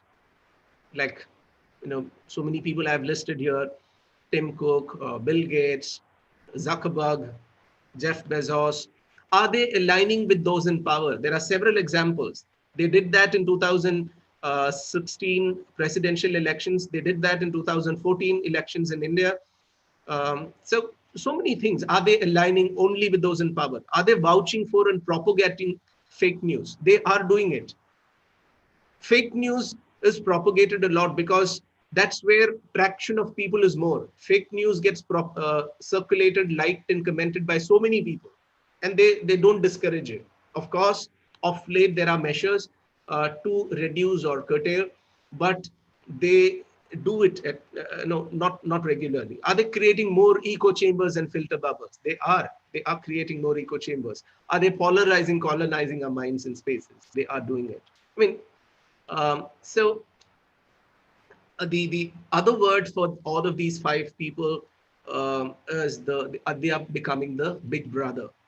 Now, I'll skip a few examples, but I also want you to understand that there are five companies, organizations who are deciding what people should see and what people should do.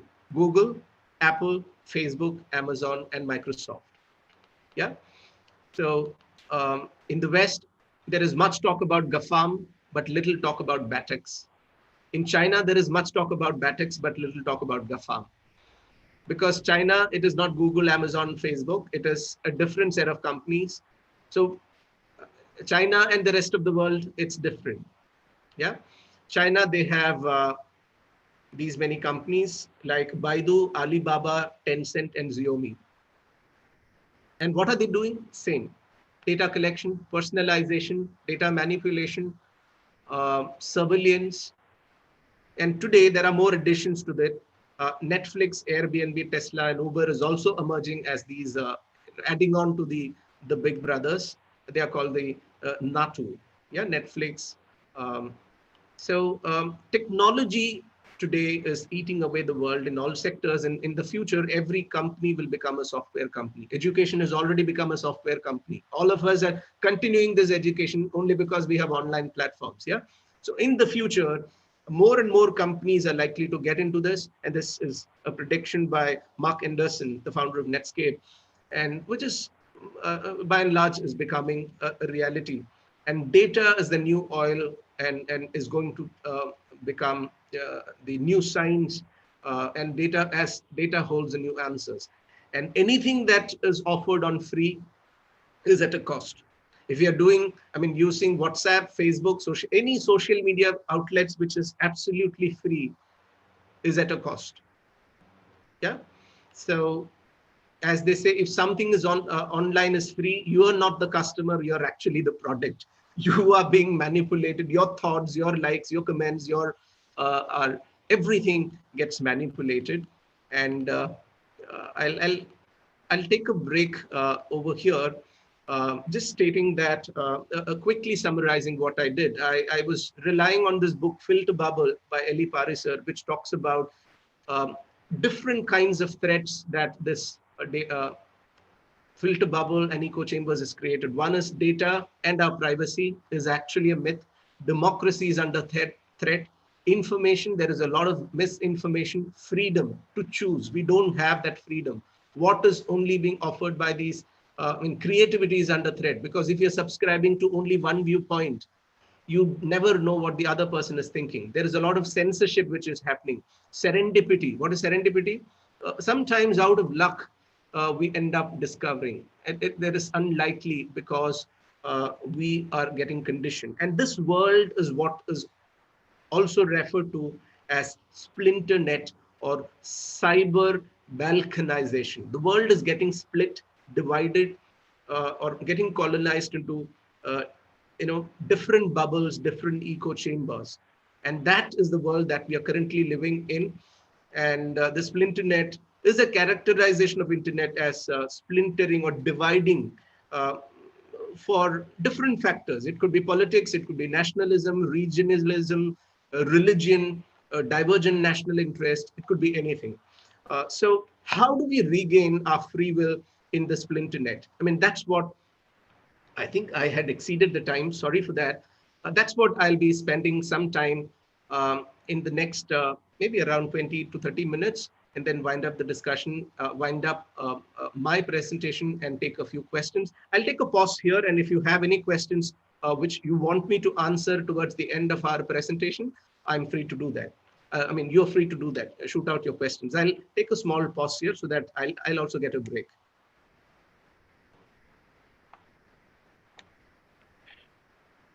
Yeah, so participants, you can please use Is there the chat anything box. that you want me to address? Is there anything that, okay, there's somebody from Indonesia, Arthas. Great to see you.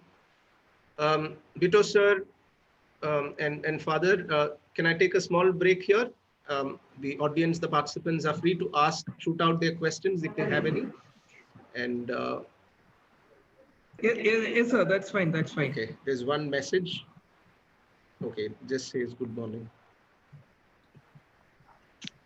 Is there any law to free us? Okay, wonderful. I mean, that's where I'll wind up my discussion. Is there any way one can safeguard themselves from these bubbles? That's the second part of my presentation. Zizinga, is there any way? If Google collects all information, is it good or dangerous too? It is. It is certainly dangerous. That's a question from Deepa Nair. I mean, this is what exactly I wanted, so that I can custom design my presentation for the rest of the time that we have. Is there any way we can safeguard as one? If Google collects, is it good or dangerous? Very, okay. How do we safeguard our privacy? How do we identify real with fake news? That's a question from Alvin Anthony. Please repeat GAFAM. GAFAM is Google, Amazon, Facebook, Apple, and Microsoft. Those are 5 giants who decides what we should see and what we should not. Google, Amazon, Facebook, Apple, and Microsoft. Signal is free, yet guarantees privacy. Are we the product here also? We are, certainly. Anything that's offered for free comes with a cost. It's not a charity. All are making money, minting money, in fact. Okay, thanks for that comment. Well, okay, I don't want to, I'm assuming, okay, as per my perimeter of knowledge, I am asking this question to myself, why can't we use VPN? Okay, got it. Private web browsers, like, okay, I'll come to that. I think, in fact, you have the answer for some of my question. What's your opinion on legal part of data security and context of India? I have an answer for that in my presentation. Sir, how can we educate our students to not to involve in filter bubble? Got it. Any law for controlling and propagating? There is. I'll answer that. One of the best, okay, sorry. Creating social media, how it's helpful. I have personally been inflicted by this. Many Indian banks and other businesses ventures filling up my inbox with uncalled for messages and been wondering how they got my email. Is there any legal action be taken? Okay, wonderful, wonderful set of questions. Thank you for that. And I'm assuming you can see my screen. So one of my one of my concern, or in fact, a lot of my concern is what you've been raising in the chat box, some of which I've come across, I'll be trying to address in the rest of the time that we have. Well, how do we regain our free will? Now, what we've lost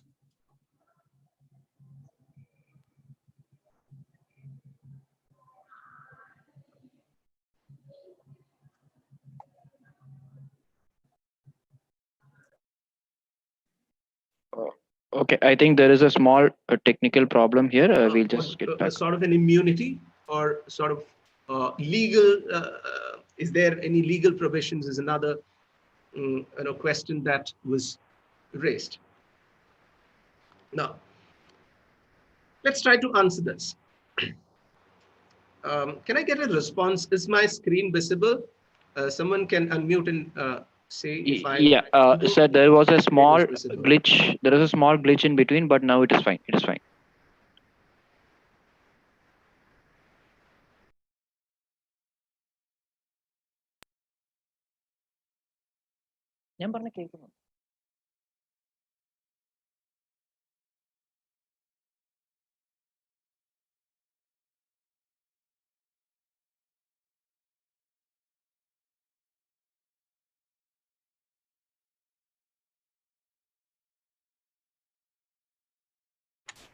Hello, am I audible?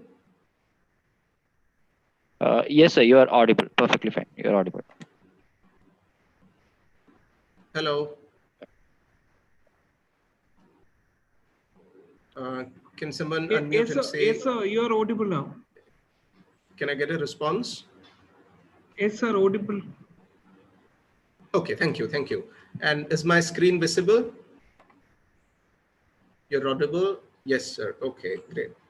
So I think I have to share my screen again. Once again.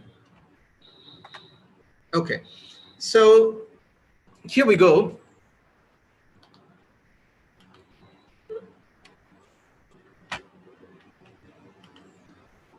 Nobody was worried about the privacy when we were using this, isn't it? A postcard? What privacy was there when we were using a postcard? Nothing. Yeah. But today we talk a lot about this because technology has invaded a lot more than what it was earlier into our privacy, into our private spaces. Now you have the gadgets being placed in your bedroom, which responds to your voice. Alexa, Siri. That's also a huge source of data collection. Your privacy is actually a myth, even in your bedroom. So, but today we are more worried because the technology itself has changed a lot, and the technology has made unprecedented changes in the way in which it's collecting data. Now, having said all that, I'm pretty sure that whatever we have spoken, whatever I've discussed is not something you're not aware of. All of you know that this is happening, but how many of us have ever discussed this? Have ever tried to? That's the problem. That's what you call the privacy paradox. So the privacy paradox is a discrepancy between an individual's intentions to protect their privacy and how they actually behave in the online marketplace.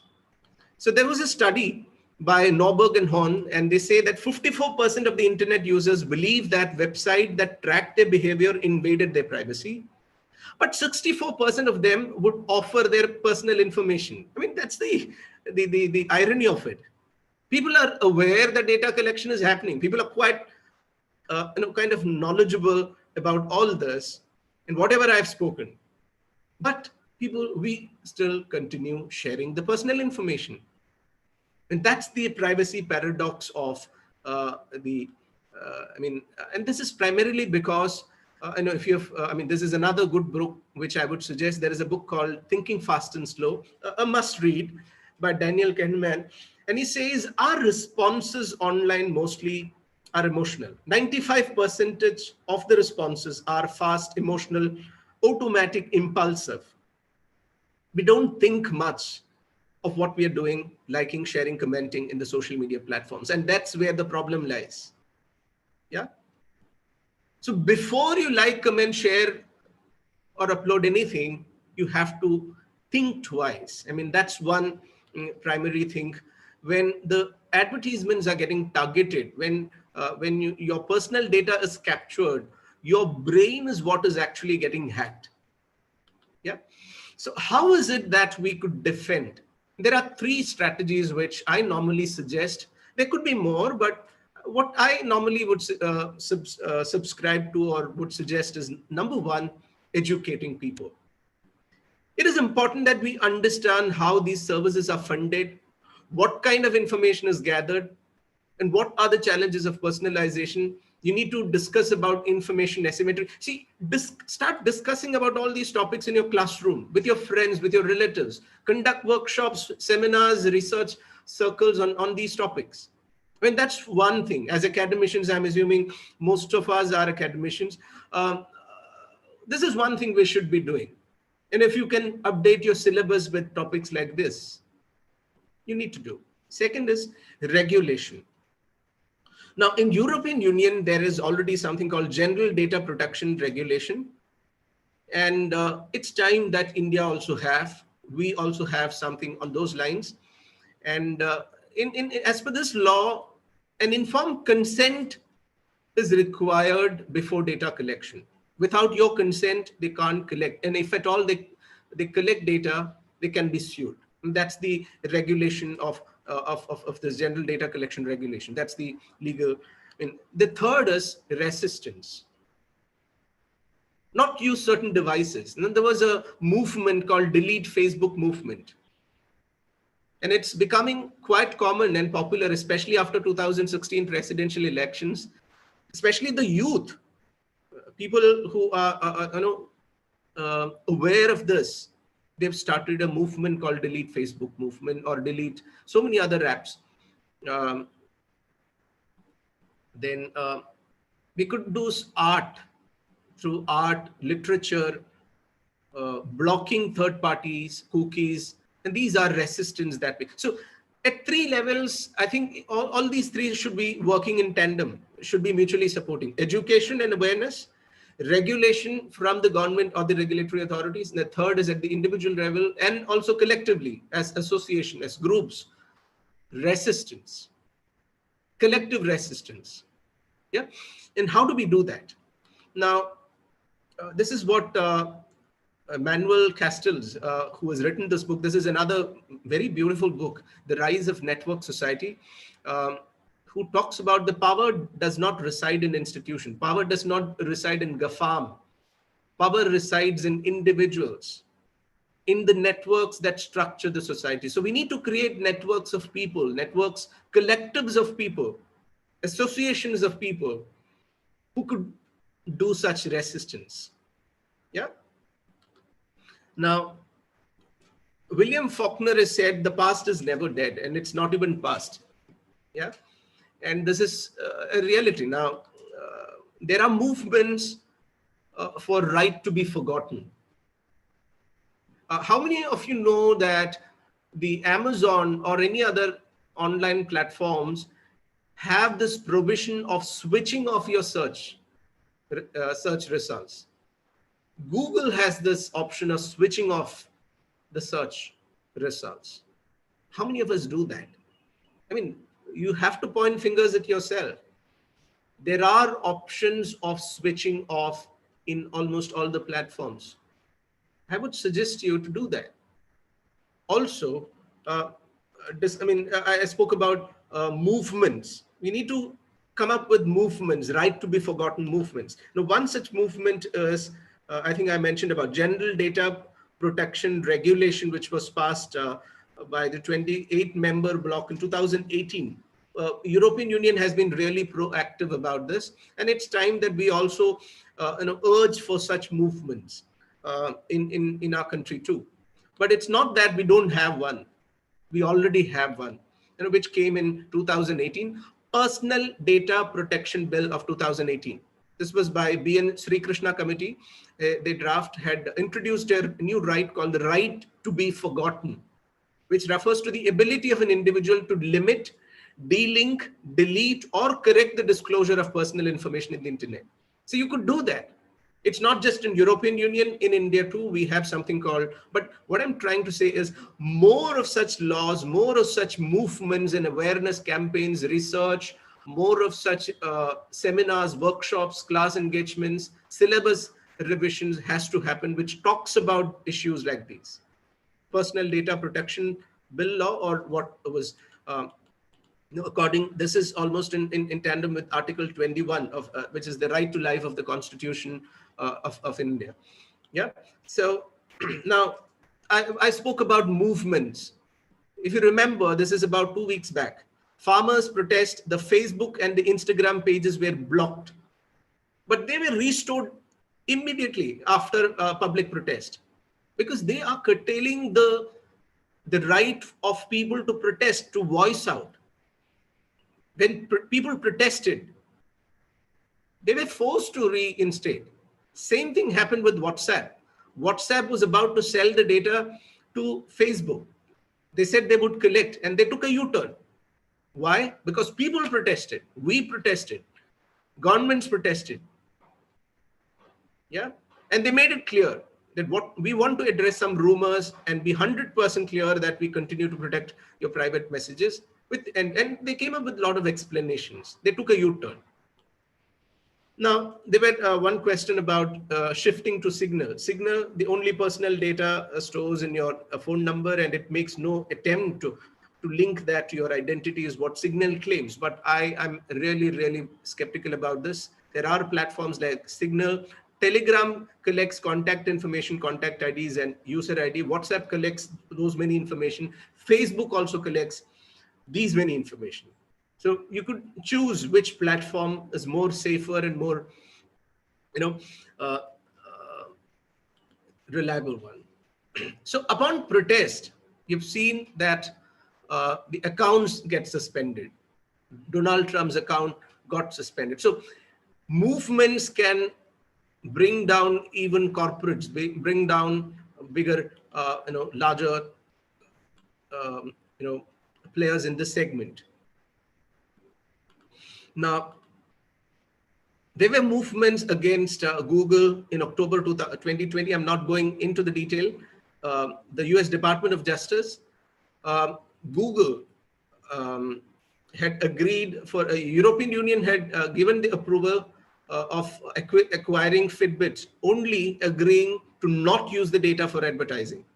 I mean, European Union is pro to all this, all anti GAFAM movements. In fact, I think it was UK who had mentioned GAFAM as digital gangsters. I mean, they are actually the gangsters who decide what other people should see and what people should not. So they were dare enough to call them digital gangsters. Now, European Union was proactive, and they Google takes consent these days.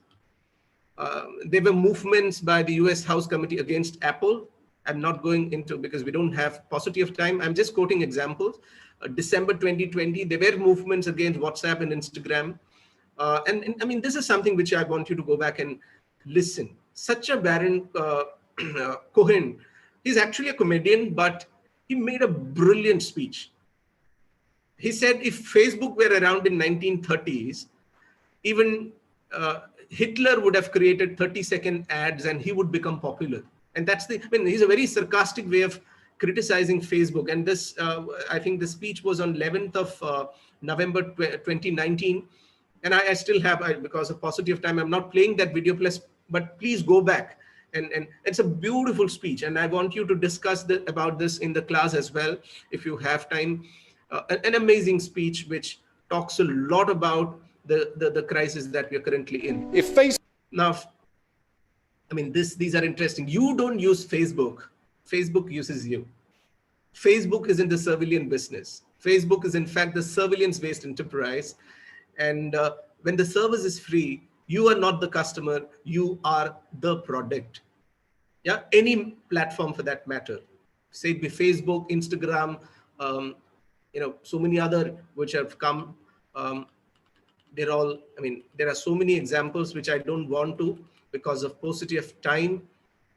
So what I was trying to say in the entire discussion is this echo chamber and filter bubble that we discussed about. And if you're getting conditioned to it, it is actually a threat to privacy and human dignity. Second, overuse and could also sometimes even lead to consumerism. And most of these echo chambers and filter bubbles support corporates and the state. When I say corporates and the states, the one who are in power, and that's not just an Indian scenario; it's the global trend. And it is actually a threat to democracy. With the examples which I've quoted, I think I've made it apparent. There are automated manipulations which are happening, and there is a lot of concentration of wealth and power with very few individuals. I mean, this is precisely what I wanted to convey in this presentation. But how do we? Privacy is actually a fundamental right. Yeah, it is essential to autonomy and human dignity, and privacy is actually the foundation. So how do we regain the privacy? I'll skip this part, but somebody had actually suggested there are partial solutions. There are, instead of Google, there are other platforms. I mean, so search engines like DuckDuckGo, Brave. There are These are free search engines which doesn't collect your personal data. Why not? These are equally good. I mean, the first or second slide I had asked you, why do you use Google? And there were 3 questions. It's convenient. It is unbiased. It is not unbiased. That's the reason I said it's highly contentious to say that Google is unbiased. So, I mean, look at options, other options of search engines. Now, if I can go a little more about echo chambers and filter bubbles, if you're limiting your own views, you need to think about whether you're learning anything new. The the ecosystem is so designed that you get conditioned to the propaganda, indoctrination, which is happening. And the filter bubble actually closes us off from ideas, subjects, and in other important information, and which actually serves only the narrow self-interest. So it's time to break free from all the misinformation, disinformation, and semi-permanent Google records. And then how to do? Number 1, remember that you're not always right. Remember, there are different platforms from where you can collect information. Listen to different points of view, not just subscribing to one ideology, one philosophy, one religion, one point of view. Understand that people receive different information to you.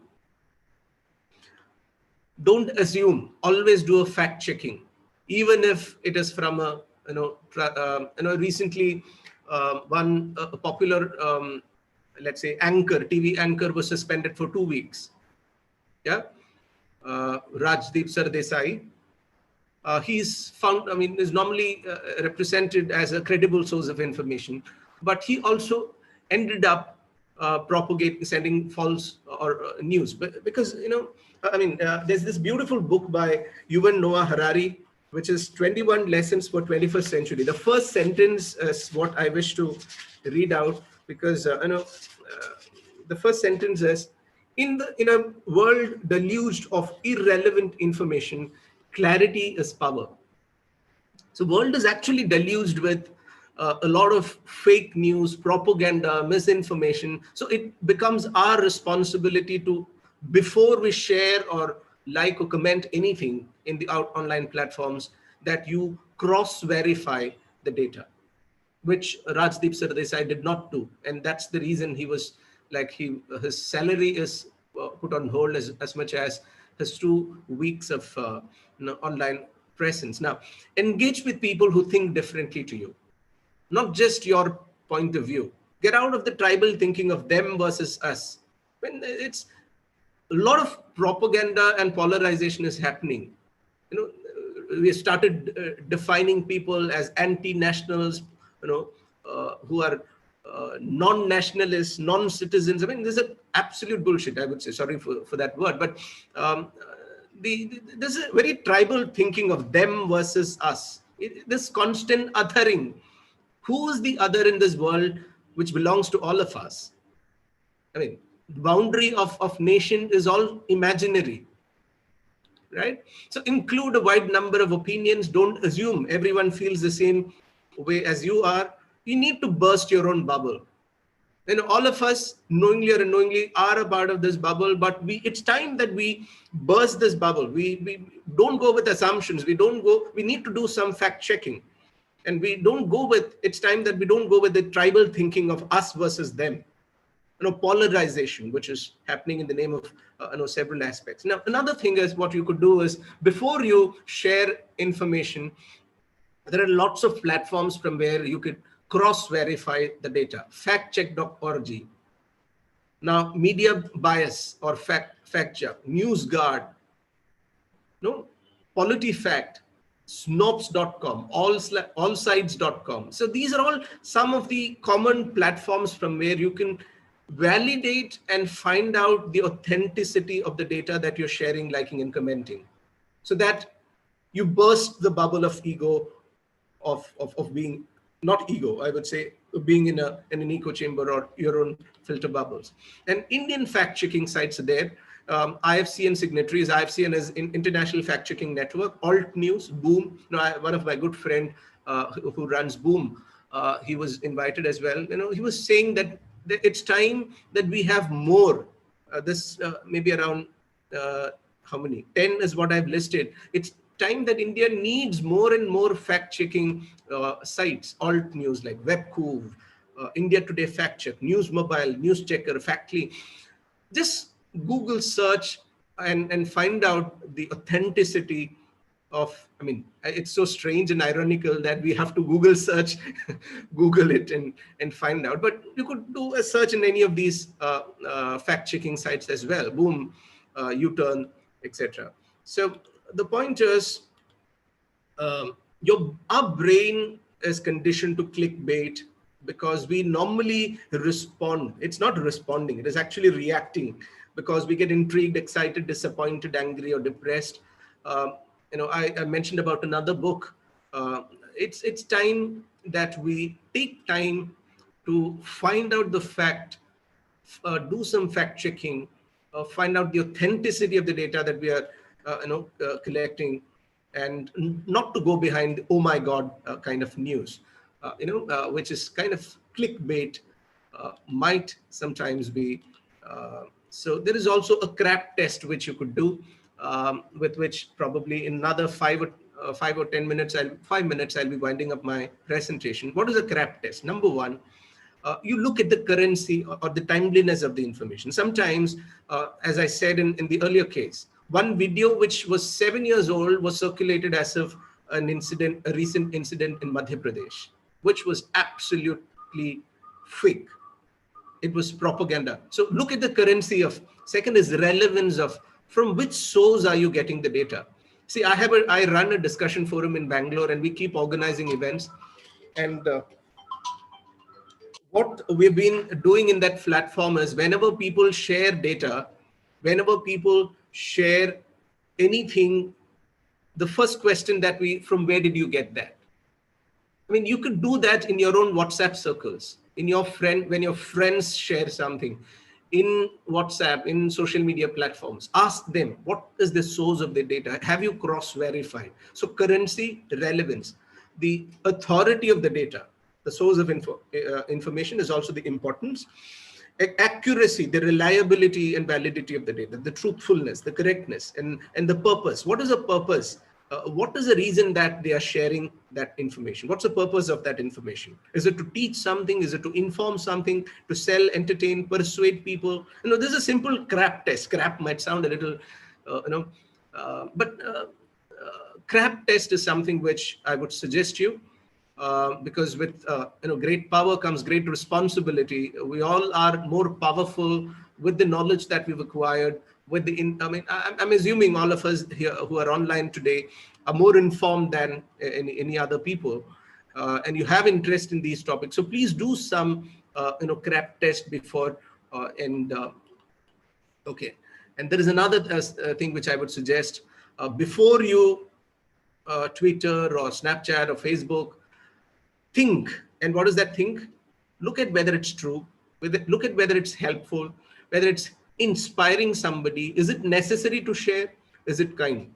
These are simple strategies, scrap strategies, or strategies through which then I spoke about the need and importance of educating people, importance of resistance, having movements, and about the importance of organizing seminars, workshops, the importance of legal framework, which is of course not in our hands, but we could ask people in the sense that those in power to come up with such legal framework which would govern us and safeguard us from.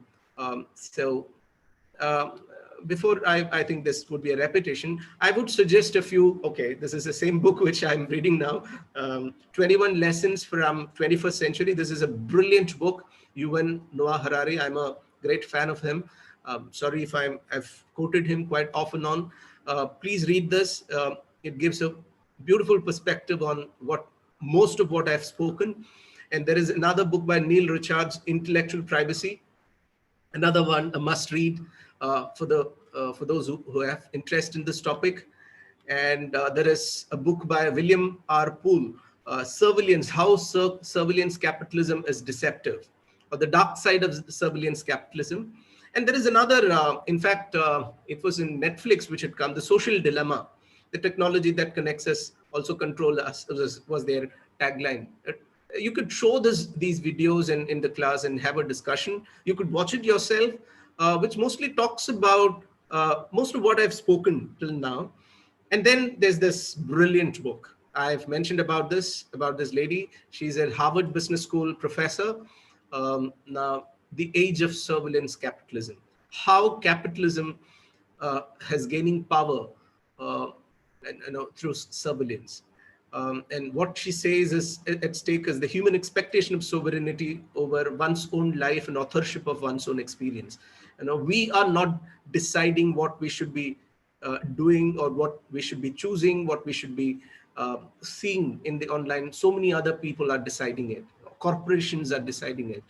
Government is deciding it. But it's individual resistance is what is needed more. There are other books like The Shallows by Nicholas Carr, which, okay, of course, it's second to The Filter Bubble, but the other two books which I would again suggest is the book by Eli Pariser, The Filter Bubble, What the Internet is Hiding from You, and The Filter Bubble. The title of the book itself is The Filter Bubble by Eli Pariser. Yeah, I'll skip quite a few slides because of paucity of time, but all of them talks about the same. Like, if you look at objective facts, it is there on one side, and on the other side, there is those which confirms your belief. And if we are in an echo chamber, if we are in a filter bubble, what we are only seeing, what we see is only that intersection point where there is only part of objective facts and part of those which confirms your belief. A larger chunk of what is the reality we might miss. And that's the problem with confirmation bias. That's what the confirmation bias is. We tend to find and remember information that confirms our own perceptions. You can confirm to a conspiracy theory based on scant evidence while ignoring the contrary evidence. That's what happens when you are not looking, when you don't come out of the filter bubble and the echo chamber. Now, I hope you can make a guess of these two people. They are the ones who led to the creation of the Apple. So the problem being in an echo chamber or a filter bubble is you don't get to understand contrary views or contrary perspectives. If these two individuals, one is an atheist and the other one is a Buddhist, they could meet, they did deliberate and develop an idea because the ecosystem was so designed at that time that people of contrary views, people of different point of view could meet and work together. One is Steve Wozniak, who's an atheist, and Steve Jobs, who's a Buddhist. They did because they came out of the filter bubble, or they weren't a part of the filter bubble. Though they had their own ideas, they worked together. And this is what might be a big threat if you confine yourself. This diversity of thoughts, the marriage of the diversity of thoughts is something which we would be missing. Yeah. With that, I take a break again and take all your questions if there are any, or if you have anything to share as an experience or offer a better idea than what I have discussed, it's always welcome. It's time for question and answer session. We can take another, I don't know, whatever time that the organizers let us, we could do that. Rishikesh sir, am I audible?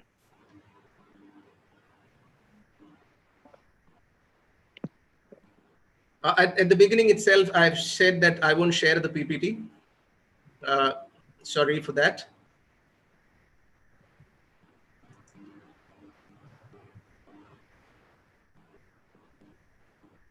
So are there any questions? I'm open for questions. Other than asking for PPT, I wouldn't be sharing the PowerPoint.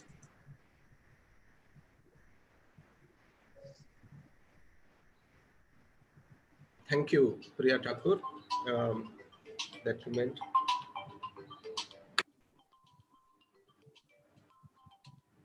Yes, Bito, hello.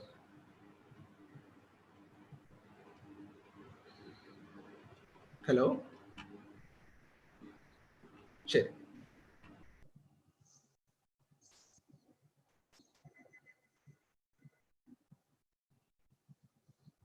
അയ്യോ, എന്തൊരു ചൊറിച്ചിലല്ലേ.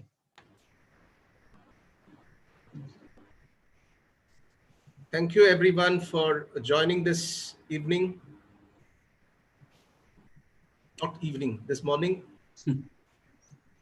Okay, there is one question. Is there any organization who take mass movements in India to protect from these bubbles? No. Probably we could be the beginner. We could create kind of a small collective wherein people of like-minded people could come and start such movements. To my knowledge, there aren't, but there aren't organizations who are doing such collective movements.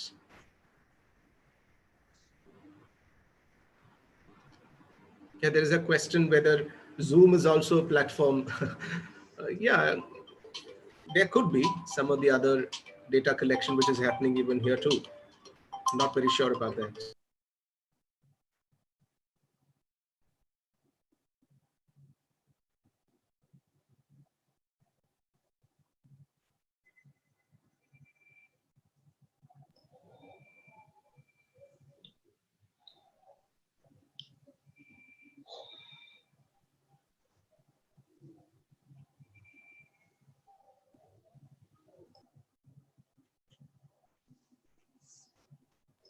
Rishikesh sir, can you hear me now? Is it fine? Yes, I can hear you. Sorry, Yeah, that there was some technical issue here. Okay. The speaker got switched off. Sorry for that. Yeah, tell me.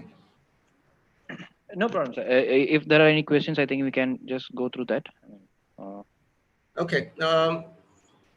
So can I use an alternate email totally unconnected with my bank and other details and still be in social media? I would suggest, if possible, quit all social media platforms. There's nothing wrong. There are better ways we can stay connected. Okay, enrich in session. Okay, thank you. Please mention all the books name that, okay, I can and share. I'll share all the details of the books that I've mentioned in with the organizers. They'll be sharing those details with you. Informative. Yes, sir, I agree. Please share the books and okay, I'll do that. So your presentation has unearthed the puzzle troubling us for some time. I would rather say an intelligent perspective towards such filters will help us to some extent. Thank you. Okay, thank you. Using VPN with no locks policy would help to a great extent, I guess. Yes, that's a wonderful suggestion.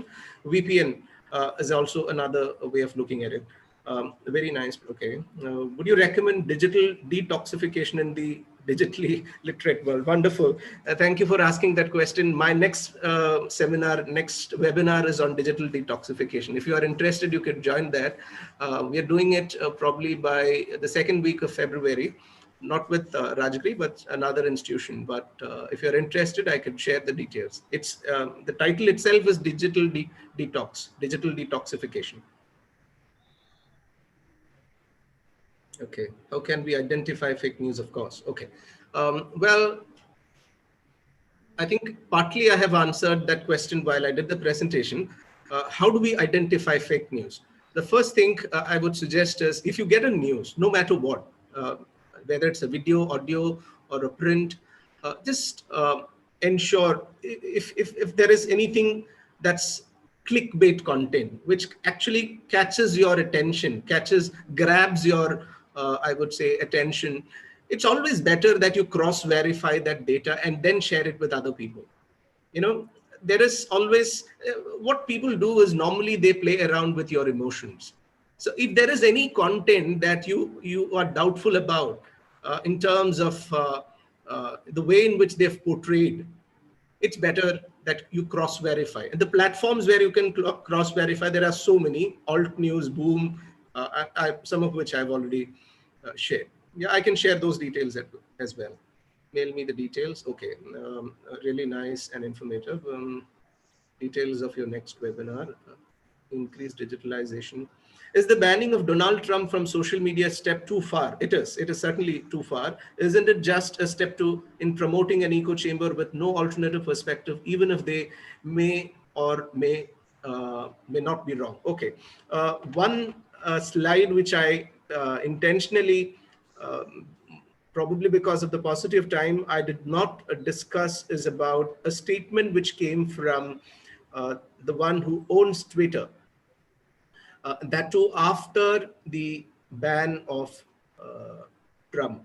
I'll just quickly read out the statement. This is from Jack, and he says, having to take these actions fragment the public conversation. They divide us, they limit the potential for clarification, redemption, and learning, and sets a precedent I feel is dangerous. The power an individual or corporation has over a part of global public conversation is something which is really dangerous. Now, you've brought in a brilliant perspective. See, when you cut off conversation, you don't know whether the other person is right or wrong. What is actually needed is a constant engagement, constantly engage with that person to know what is right or wrong. See, I said I run a discussion forum called, I mean, the title of the forum itself is Let's Chat. Let's Chat.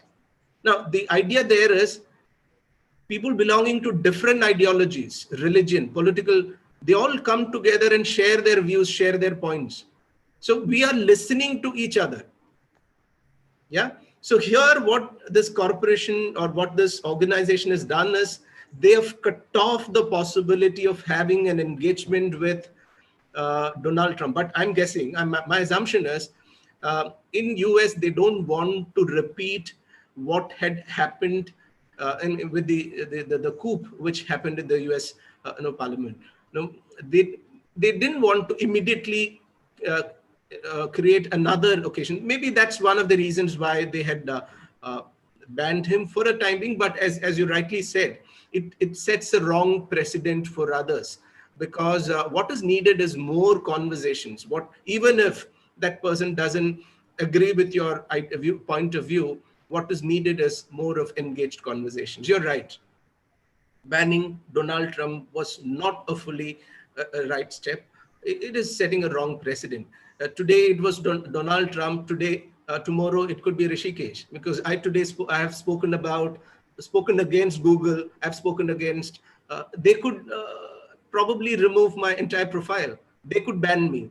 What we are setting is a wrong precedent. But what I was trying to bring in is a perspective based on facts, based on what I've read and come across. But if I'm wrong, somebody else can correct or rectify me, isn't it? But if I'm cut off, what I've projected remains as if it is wrong. This is what has happened in this case. Thank you, Ashish, Paul.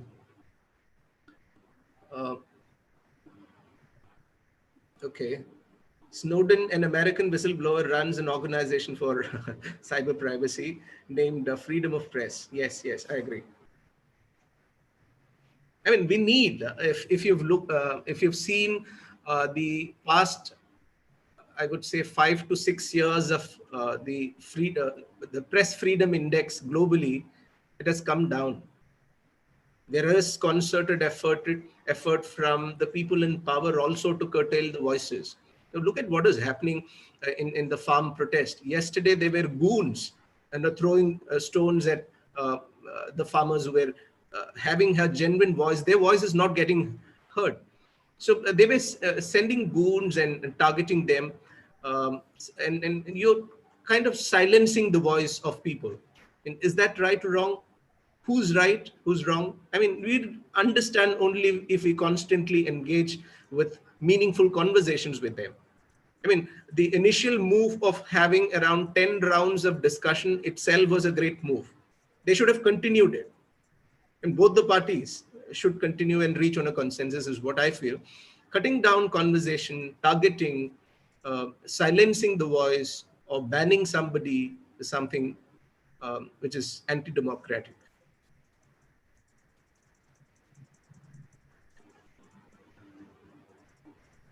I think almost all the questions are answered, and I have no words to express my happiness because the session was really amazing. Because I forgot to tell that Rishikesh sir was my class teacher at Christ University, Bangalore, and as a student and as a faculty, I have worked with Rishikesh sir as a student, and I also worked with faculty in the Department of Commerce at Christ University. So there was an entirely different. So coming to the webinar, the Rishikesh sir was like giving more insights rather than creating more, like educating, creating an awareness among all the participants regarding the echo chambers and filter bubbles. So I would like to thank Rishikesh sir now on behalf of Department of Commerce and Professional Studies in Rajagiri College of Social Sciences. So I would like to call upon Roshan sir for the certificate issue and also regarding the feedback link. Yeah, participants, we'll be sending the feedback link shortly into the chat box. So it'll take, I mean, since so many of you are simultaneously filling it up, it might take some time. I mean, may have to repeatedly try to submit it. So there might be some delay in that. So please take note of that. That is regarding it. And we'll be verifying the registration and the feedback form. And then we'll be issuing the certificate. So the certificates will not be issued immediately. It will take some time. So probably by today evening or tomorrow you'll get the certificates, right? Okay, So just that's one about, word. yeah. Yeah, Yes, if my screen is visible. Yes, sir. Yes, sir. Okay. I just wish to share my contact details. If you wish to network and work together on any area that you find is interesting, we could stay connected. I have shared all my details. Both my professional is also my personal email is also my contacts. Let's stay connected. So thank you once again, both the management, the team who has made this possible, Bito Benny for taking this initiative, and Roshan sir and whoever has worked and made this event possible. Thank you very much, all the participants. I think we spent about 2 hours, 2.5 hours together, from 10 o'clock we started, so it's close to 12:30. So thank you very much for the patience, for the kind of intriguing questions that you've asked. So stay safe and also stay sane, because both are equally important. Your mental health is also your physical health. Thank you very much. Thank you, sir, for the thank you, sir, for again from behalf of the management and the department. Thank you for the session. So I formally invite Dr. KX Joseph, Dean, Department of Commerce and Professional Studies, to give the formal vote of thanks.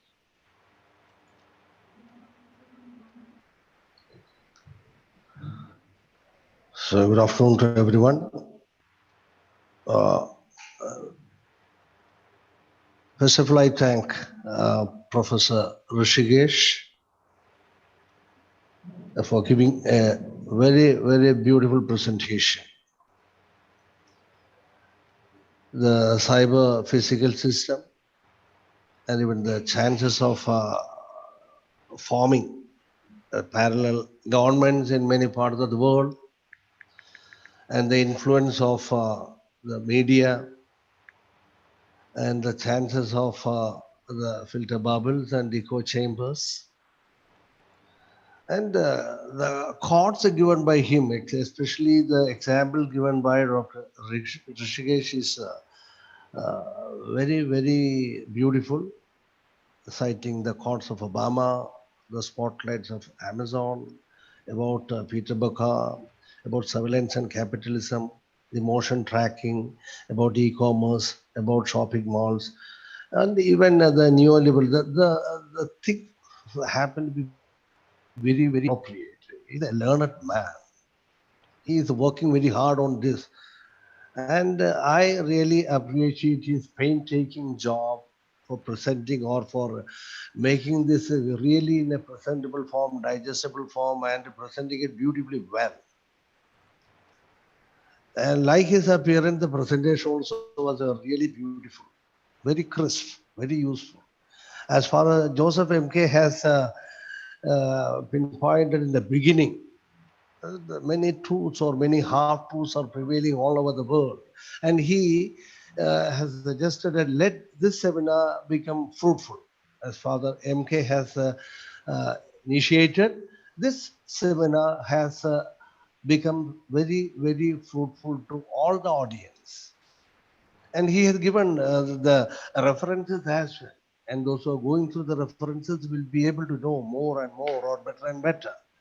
Maybe about the true and which is helpful and which is inspiring or which is nurturing, and everything is there. So it is an all-compassing event, especially about the present situations. And I wish all the participants to get the best unbiased search results everywhere. You view this and you analyze, you apply your brain and arrive at the right thing in the right time. And this seminar, in that context, happened to be very, very helpful. Once again, I congratulate and thank Professor Rishikesh. And in a sense, our colleague Bito is a very, very lucky enough to have an association with such an eminent teacher from Department of Commerce, Finance and Accountancy of Christ University. It seems to be a sister concern of Rajagiri also.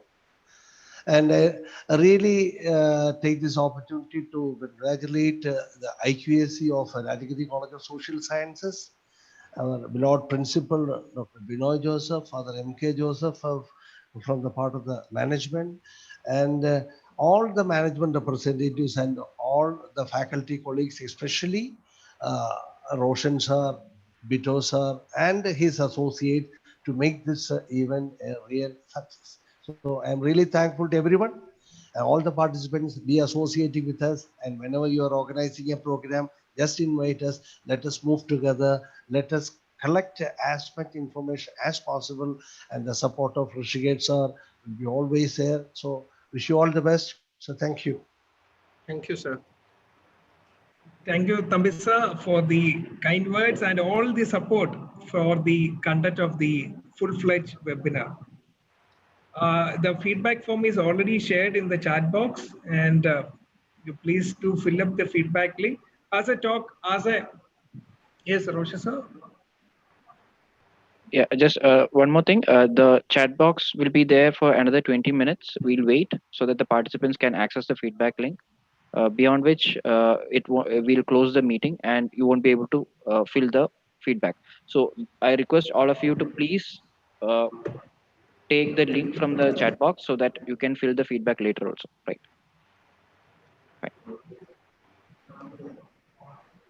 So as a vote of thanks, I personally want to thank, because don't believe in everything you read on the internet just because there is a picture with a quote next to it. I would like, first of all, I would like to thank God Almighty for showering all the blessings for making this program, a webinar, fruitful enough to give more information to all the participants. I would like to thank our director, Dr. Father Jose Kuriedath, our dearest associate director, Father Saju MD, our beloved principal, Dr. Binoy Joseph, who was kindly supporting us and who was always encouraging us to do some of the webinar, create some knowledge sharing during this COVID pandemic. And also I would like to thank our mentor and also the head of the Department of Social Work, Dr. Father MK Joseph, who was given insights during the inaugural address. And I would also like to thank our Dean, Dr. K.S. Joseph, for the valuable words. I would like to thank my teacher, my colleague, and also the resource person for the day, Dr. Professor Rishikesh KB. Rishikesh sir was really inspiring for all the students throughout the life of my college life. So I would like to thank Rishikesh sir once again, and also, thank you, sir. Yeah, I would like to thank Roshan sir for being supporting with me and giving all the support through sitting at home also, because he was under the quarantine. So yesterday only he came back. Sir was really supporting me along with me, and all the faculty members of Department of Commerce and Professional Studies of Rajagiri College of Social Science, and last but not the least, all the participants who are keenly attending the webinar with taking more insights out of the webinar. Thank you all. Thank you once again. Thank you. Thank you, sir. Thank you so much.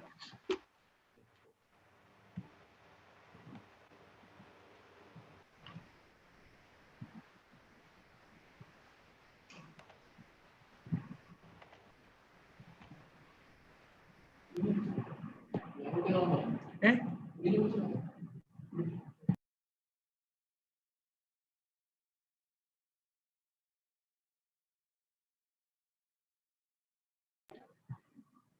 Yes, Rishikesh, sir. Thank you once again.